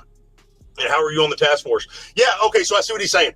He knows somebody that's on the task force for FMCSA that's representing OOIDA, the truck leasing task force. And then he was asking about somebody doing a lease purchase that the company was saying that they have to complete the lease there. See, that's one thing with Prime. You can take the truck. You can take it wherever you want to go. Now, as a lease purchase, you have to go get outside financing before you leave. Like if I wanted to go to Landstar, I would have to go secure financing for the truck, call Success, say, hey, look, I'm going to buy the truck at this time frame. I think regular lease is 24 months. Ace lease is 18 months. You guys, correct me if I'm wrong in the comments. I don't know. I got to double check it. Sometimes it changes. But my contract, I believe, is 18 months. Okay, I can actually seek outside financing. If I just wanted to actually seek outside financing, I could. And then stay with Prime. Or I could leave and go to Landstar Mercer. Nobody's stopping you from doing anything. They have parameters set up in place, and I don't understand. What I hear is a bunch of whining truckers that want to keep running tanks, and they're trying to kick as many drivers out of the system as possible so the rates will go up. That's what I hear from all this. That's it. And I'm sorry, but you're choosing to drive the tank, not me. Okay? You're choosing to run under your own authority, not me. That's not right. Just because you can't do something anymore that you want to do because the way the world is does not mean that I have to change the way I'm doing things. I don't agree with that at all.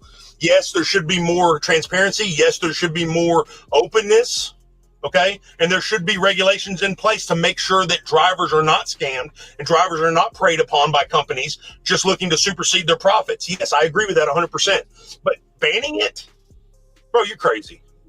You might as well just take Doritos off the shelf, bro. Just make sure nobody eats those Doritos no more. Like, I don't even know what y'all talking about no more.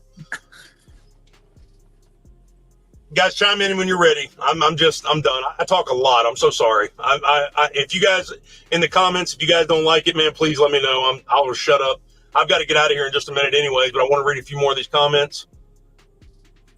I think lease purchase is subjective and individual results may vary. I have been quite successful with my lease purchase and have a growing mini fleet because of it. Amazing. While they're at it, they might as well enforce no forward-facing cameras. Oh my God. Yes. How about that? Like, how is that okay? You know what I'm saying? Like, exactly. Somebody asked me about that earlier. I'm going back in the comments right now. Oh, here he is. He says, why have you not been posting much content? Well, I said earlier, I got a life. And he says, how do you like the inward facing camera? I don't know why. I mean, it doesn't bother me. Of course, I'm a very adaptable person. Okay. Of course, I'm totally against it. I don't like it. Okay. Don't get me wrong. But I don't listen to this thing. It goes off constantly. It's like somebody cuts me off. It says maintain safe following distance. I'm like, that's what I'm doing. Have you been watching the rest of the video you're recording? Like, have you not seen it? Like, that guy did that to me. It's not my fault. I'm literally talking to this thing like it's a human being. Like I'm like talking to it. Like I grabbed my cup of coffee earlier. It's like distracted driving. I said, no, I will keep being distracted because I'm going to keep drinking my coffee and you can't stop me. Like, I mean, I'm literally talking to this thing like back to back to back. I'm literally talking to this camera like it's a person in the cab with me.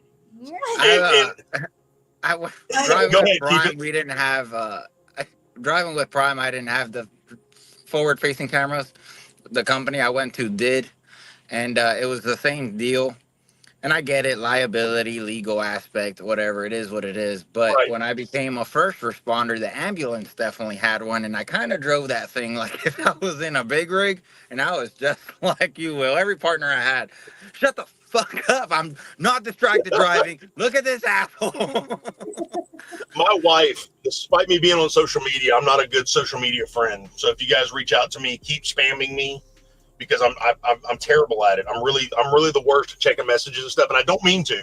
It's not that I want to ignore you guys. I'm just busy doing real life things. So do you think they posted them cameras in your truck, Will? Just out of curiosity, do you think they put that camera from an insurance aspect? Why do you think? What was the reason behind that action there with the? I'm just curious, literally just curious. I think insurance and liability protection on their end is what I really think it was. Okay. I don't think, and two, obviously there's a lot of different angles you can look at it. So when you start talking about something like this, you got to really start thinking like a business owner. Okay. Yeah. You got to start thinking like, how can I protect my bottom line? Well, if you have a camera on you as a driver, okay, and let's just be honest, because they're not going to tell you this in the safety meetings. They're gonna try to make it work up like it's all family thing, and we're all in this together and all this crazy crap. But let's be honest, okay? If you have a camera on you as a driver every single day, what are you going to do? Not screw up. Yeah. You're going to not screw up. You're going to do your very best to drive as you're going to. Of course, I've been testing the limits of this thing, man. Like I will literally look at this thing and like reach back behind my back. It's like distracted driving. I was like, I'm not distracted. I'm looking forward. You are wrong. You're wrong. But you got to remember, it's a man-made piece of technology. Okay, who's not perfect? Man. So that thing's not going to be perfect. Okay, and we're supposed to. The one thing that bothers me the most about it is not the camera aspect of it. What bothers me the most is they want us to go into this driver eye app and review all these events, which is just more work for me. Right. I don't have time to do that. I don't have time to watch myself on camera, okay, and then go review it and talk about it. I'm surprised this company I work for doesn't have it, because I know it's an insurance liability. And to every driver that's watching or might get into driving, I recommend a dash cam, because the world's fucking nuts. And I definitely recommend 100%. It. And I'll talk 100%. about, if you're watching this, I worked in an ambulance. I actually, before I got into a truck, had a woman hit my ambulance. And what saved me from a lawsuit was the dash cam. Was they reviewed it and saw that she literally turned left into me. So, like, since that incident I had, once I get money in the pocket, I'm buying one for this, because it's that liability and safety net for me. Right.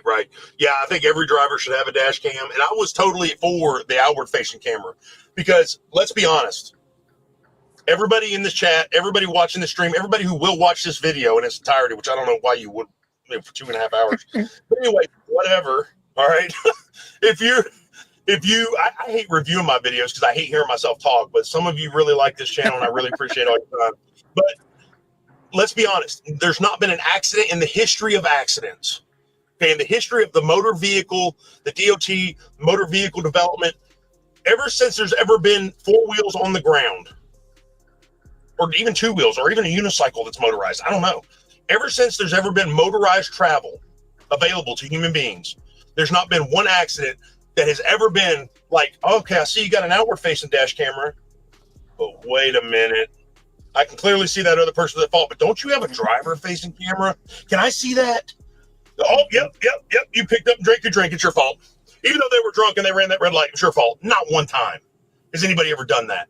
An outward-facing camera is more than enough to prove sustainable liability in an accident. Okay, I don't care what you say. All right, all you're doing with this driver-facing camera, outward-facing camera is more than enough to prove driver sustainability of liability. All you're proving with this inward-facing camera is that you want to make sure drivers are on their best game. And there's nothing wrong with that.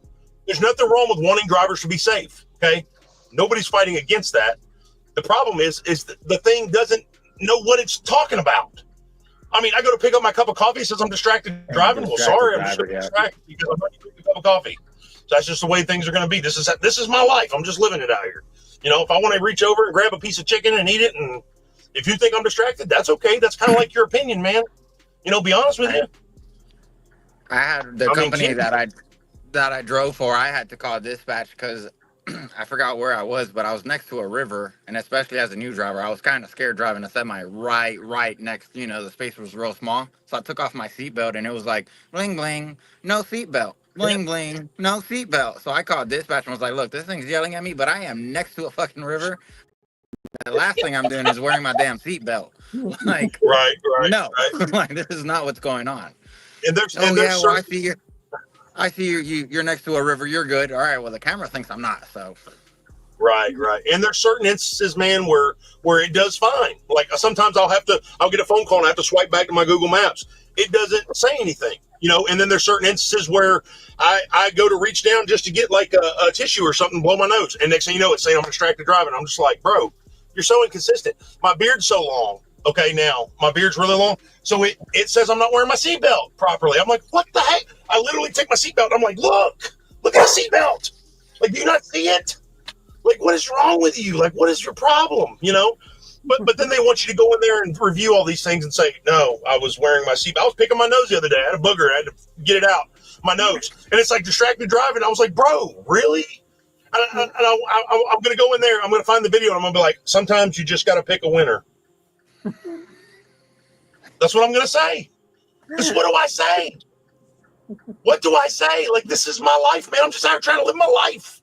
You know what I mean? Like, bro, I'm not out here trying to be deceptive and like put the truck on autopilot and walk to the back, make me a sandwich or something. You know what I mean? I'm just trying to live my life. Like, let me live my life. You know? So, but a lot of people, you know, we lost a lot of drivers and we lost a lot of contracts over that, you know, the driver contract, the lease. And they, you know, a lot of guys quit. And it seemed, you know, I came out, you know, about the cameras, and I said, look, I don't like the cameras. You know, I'm all about an outward-facing camera. If Prime wants to look at the outward-facing camera, but the inward-facing camera seems like it's a power play to me, you know. But guess what? Robert Lowe built this company with his family from the ground up. I'm running under his DOT. I'm running under his insurance package. I'm running under everything that the resources that they have provided to me. If he wants to put cameras in these trucks, guess what? He can put cameras in these trucks. That's the way it is. And guess what? If you're going to go cry about it and quit your job and tell your family you don't know how Christmas is going to be provided, well, then you got to do what you got to do. Nobody's stopping you. But I will guarantee you this, nobody's going to beg you to stay either. So same thing with the guys in these big trucks. If you want to run a tank, run a tank. Nobody's stopping you. But nobody's going to beg you to get out of it either. So don't make everybody else suffer for it. You know, it ain't right. You know, it's just not right. I don't care what anybody says. And a lot of you are going to hate me for that. A lot of you in the comments, you know, I'm going to have a lot of comments in this video. People that watch, they're going to be upset with me, and that's okay. Guess what? It's okay to not like everything I say. It's okay for me to not like everything that happens. It's okay. We don't have to hate each other. It's okay. Yeah, there you go. It's okay. Beautiful thing about this country. Yes. Here we go right here. Isn't it a choice to enter a lease program? They can sell the idea, but it's still the driver's choice. This will remove that choice completely. I'm not sure I'm for it. Now, like that guy. See, that's the kind of thinking we need right there. That open thinking. Like, I'm not sure I'm for this. Like this is what I was talking about with free enterprise and the capitalistic spirit. If I want to open up a lemonade stand, I should be able to open up a lemonade stand. Just because Matt doesn't like lemonade, I don't know if you do or not. You probably don't. You look like a guy that doesn't like lemonade.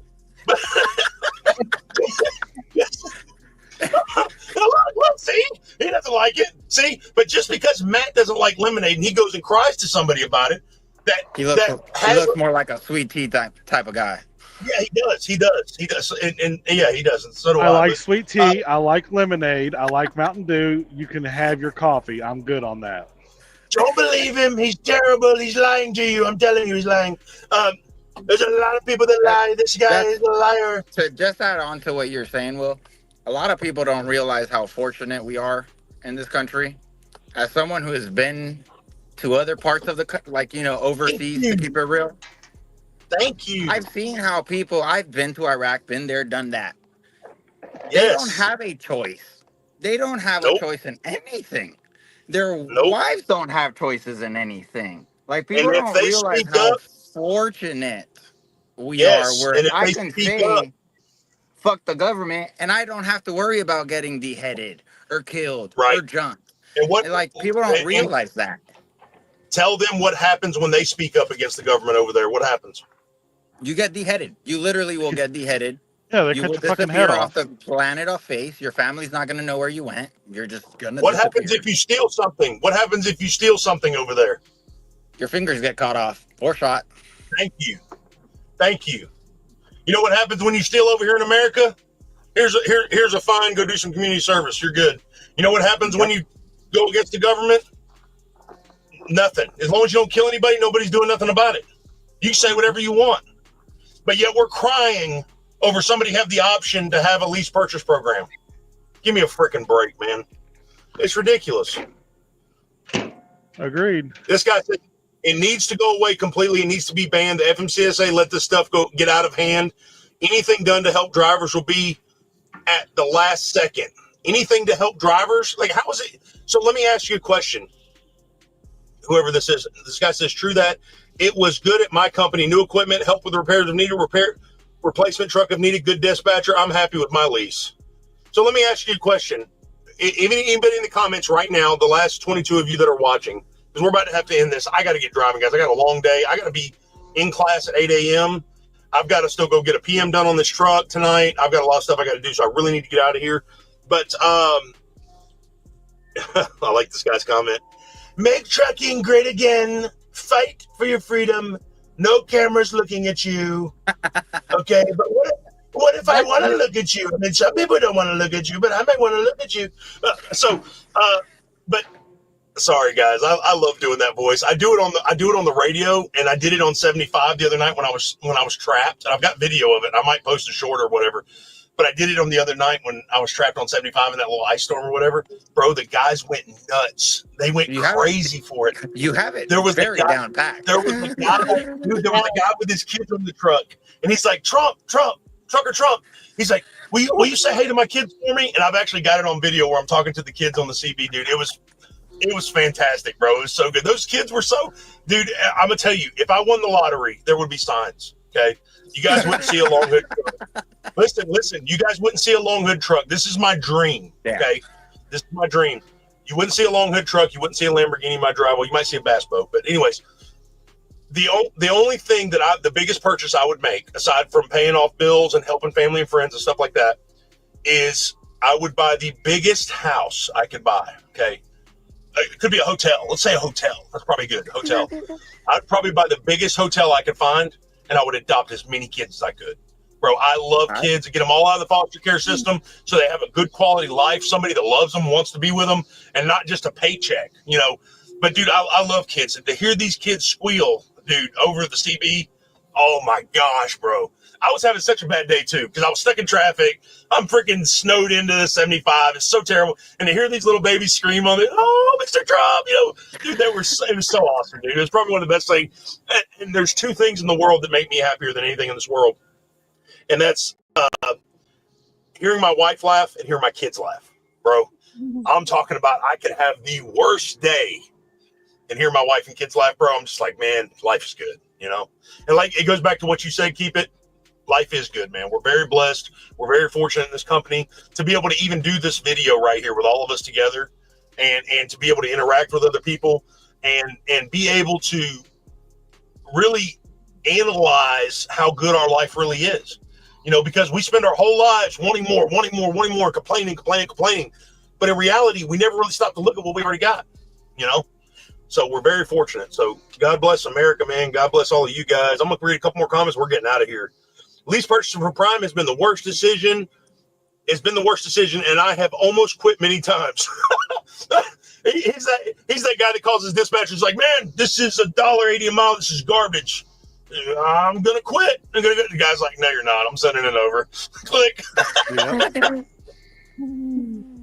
Oh, my God. I'm curious. Dude. He's wanted to quit so many times, apparently, but he hasn't. Wonder why he hasn't. And then you go on YouTube and post something that's going to be there forever. And you one of these quit days, so bad, just quit. Yes. Just leave. Prime doesn't need you. And that's the thing about it is all companies, not just Prime, all companies are going to, they're not going to beg you to stay. You're free to leave whenever you want, which is, once again, one of the best things about America. You can do what you want to do. That's the greatest thing about it. Whenever you want. Mega carriers are already slipping Congress some money to protect them. A lot of mega carriers are about to start hurting, mostly the companies that center leasing as their business. This is from Cody Folsom 365. I would love to see some facts on this. I would love to see that. I think it's awesome that FMCSA announced this a day after Trump stopped all agencies from making any more rules. And why does FMCSA keep making rules that benefit mega carriers? But see, that kind of goes against what they're trying to do with OOIDA, right? Because OOIDA is not for mega carriers. Owner, operator, independent drivers association. That's not for mega carriers. So, but I said that to Matt the other day. I said, isn't it funny that they waited till Friday to issue that report to Congress? Just like almost like they were banking on Trump being like, yeah, you know what, you're right. You're right. But see, what they don't realize, what I think they're forgetting, Trump's not a politician. Nope. Two things. Nope. Trump's not a politician. He can't be bought. Okay. Trump cannot be bought. You're not going to buy that man. If anything, he could buy you. Yeah. So twice. So yeah. Exactly. Probably 3 times. You, your family, your kids, your grandkids, and then their grandkids. So you can't buy him. You can't make him do anything. You have no leverage on him. Okay. He's not a politician. He doesn't follow big politics. He's not systemic. So what are you doing? Like the guy is for America. He's not for one group or the other. He's for America. So I think I think that's going to backfire. I really do. We're going to keep an eye on this, guys. We're going to keep an eye on this whole topic here. We've got some more topics coming up later on, but we're going to watch what the FMCSA and OOIDA does, and I'm going to bring you guys. There are probably going to be some crappy videos coming up because I'm going to just do this, like stick the camera up here and shoot, no editing, no nothing. So I hate doing videos like that. I like them being really like entertaining and professional looking, but I'm going to try to bring you guys the quickest information. I saw a couple other channels that after I did my video, I'm not saying that I did anything special, but I saw a couple of other channels like 2 hours after I dropped my video, they dropped theirs. And I was like, let's see what's going on here. So I'm going to do my best to get you guys the information really, really quick and the best I can. But yeah, it's a very interesting topic because it's and I'm not saying there's not predatory lease programs out there. I know there are. Okay. I know there are some that, and I'm not naming any. Apparently Super Ego is really bad because I've seen them in the comments like 5 or 6 times. So I'm not going to say anything about that because I don't have any personal experience with Super Ego or whatever they're called. But I will say that it seems to be a problem. I don't know. A lot of feedback. To look it up and send it over to you, Will. But it's known that they do that stuff, like drop things like that on Fridays because most people aren't sitting at home watching the news on Fridays to watch what's going on in the world. They're out and about, happy hour and stuff. So I'll have to look it up and show you. It's something I actually read in the past. So a lot of Congress, and not to talk about politics, but they'll pass a lot of stuff on Fridays just because the majority isn't paying attention to the, you get me, like what's going on. They're just people don't watch the news on Fridays. That makes a lot of sense right there. And somebody should call them out on that because that seems to be, now that you brought that up, that seems to be an approach that they use for their benefit. So, I mean, it's kind of like insider trading. You're not supposed to do that, but it still gets done. It's the same thing. So, it's kind of just different avenue they're riding on. I think, let's see, it really is a legal nightmare the way things are set up right now. Because on one hand, you want to give people the chance to grow, but on the other hand, you have companies really preying on that desire, and the water is very muddy. In my opinion, as you stated in the video, lease operators should be completely disconnected from running on any other, this is a long one, oh my God, on any other DOT number but their own. This breaks that glorified company driver mindset and unlocks the driver from being dependent of their money coming from who they lease with. That being said, ATA companies will fight that really hard because right now, I think I need glasses, guys. Right now, they get the best deal with drivers being responsible for the truck and not the company if the things go down. All the liability for equipment is not on the company. On the flip side, big issues with people trying to go lease in that scenario because having your own DOT is quite difficult these days, and insurance, reputation, managing freight, and more all will land on the driver's lap. And now they have a cost of the truck on top of that. Many other expenses in the company usually already has and usually isn't an additional cost for them. Well, see, at that point, let me finish it here. I have a feeling the way the country will be going the next 4 years, we won't see movement on this issue because Trump will want the economy flowing, and making moves on this now would only cause huge disruption in the market that he does not want. I want to say this. If you're going to lease a truck from, say you contact Peterbilt, say I want to lease a Peterbilt, okay, and they offer that. Say Peterbilt offers a lease purchase program. Hey, after 3 years, you can buy it if you want to, lump sum, whatever the case may be. Should Peterbilt stop leasing? You know what I'm saying? Because they have a lease purchase program, even though you're not running Peterbilt freight. There's not a load board. Should that be condemned too? Should that be banned? Kind of like leasing a car and then saying, hey, at the end of it, I want to buy it, because I love this car so much.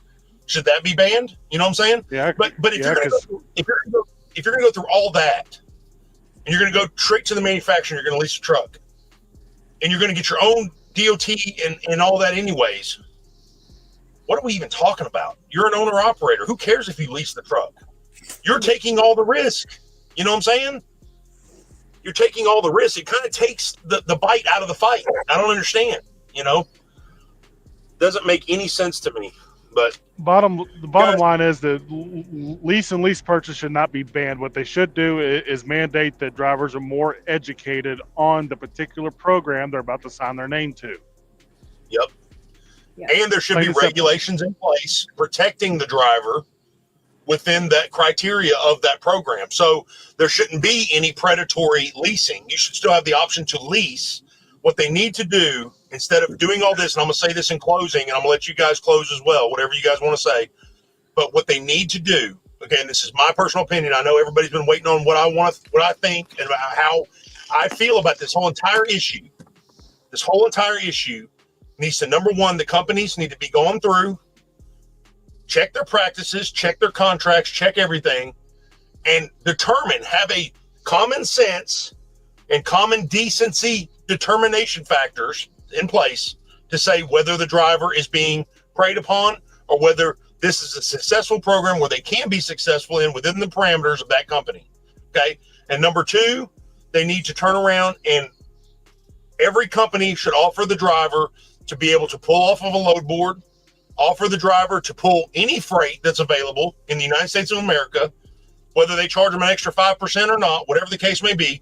If I'm sitting in Oklahoma and Prime says, hey, I want to go to Florida. Okay. That's my right? I want to go to Florida. I want to go down to the beach. All right. My family's going on vacation, Miami Beach. I want to go meet them. Well, Prime doesn't have any loads going to Miami. I should be able to say, hey, I checked the DAT board. There's a load going to Miami right here. It doesn't pay great, but can you guys book it for me? And them say, yeah, we're going to charge you an extra 5%. Boom. We got you. See you later. Yep. That's what we used to do at Roadrunner. That's the way it should be. The driver should be able to have that. I do agree with that. I think they should. I understand Prime has their own system. They have their own contracts in place and stuff like that. But it's time to start opening up to a little bit more, fluid freedom for the operator, I believe. So that's just my facts. I don't believe any operator should be out here just paying a truck payment. I don't believe any operator should be out here, helping a company succeed, but them not succeed as well. But I will tell you this, and just like Matt said, there should be more educational programs on how to be a successful business owner in trucking, 100%. Okay. But I will tell you this, know what you're stepping into. Yep. Nobody is making you come into trucking. Nobody's putting a gun to your head and making you lease a truck. Nobody's putting a gun to your head and making you buy a truck. Nobody's putting a gun to your head and telling you to go get your USDOT and MC number. And guess what? Nobody ever will. So you need to know what you're getting into before you get into it. Stop blaming everybody else. Okay? If you want a better lease program, find one. They're out there. I'm in one. 3 years, this truck will be mine. And if I don't want to run for prime, I can put in my notice and they'll say, Will, thank you so much for your service. We appreciate you being here. Good luck on everything you do. And I won't burn that bridge, and I will go somewhere else if I feel like it. Odds are that's not going to happen. When they phase my truck out, I'm probably going home. So I love it here. I don't want to be anywhere else. But I will tell you guys this. You got to remember that it's your choice. It's nobody else's choice. So don't let anybody else. Stop being a victim. You're only a victim because you want to be a victim. Okay? You're not a victim because anybody's making you be the victim. You're not the victim. So you guys have all the freedoms and rights of everybody else. Nobody's oppressing you. Nobody's keeping you stuck. It's all on you. So you got to figure it out. So guys, you got anything else to say?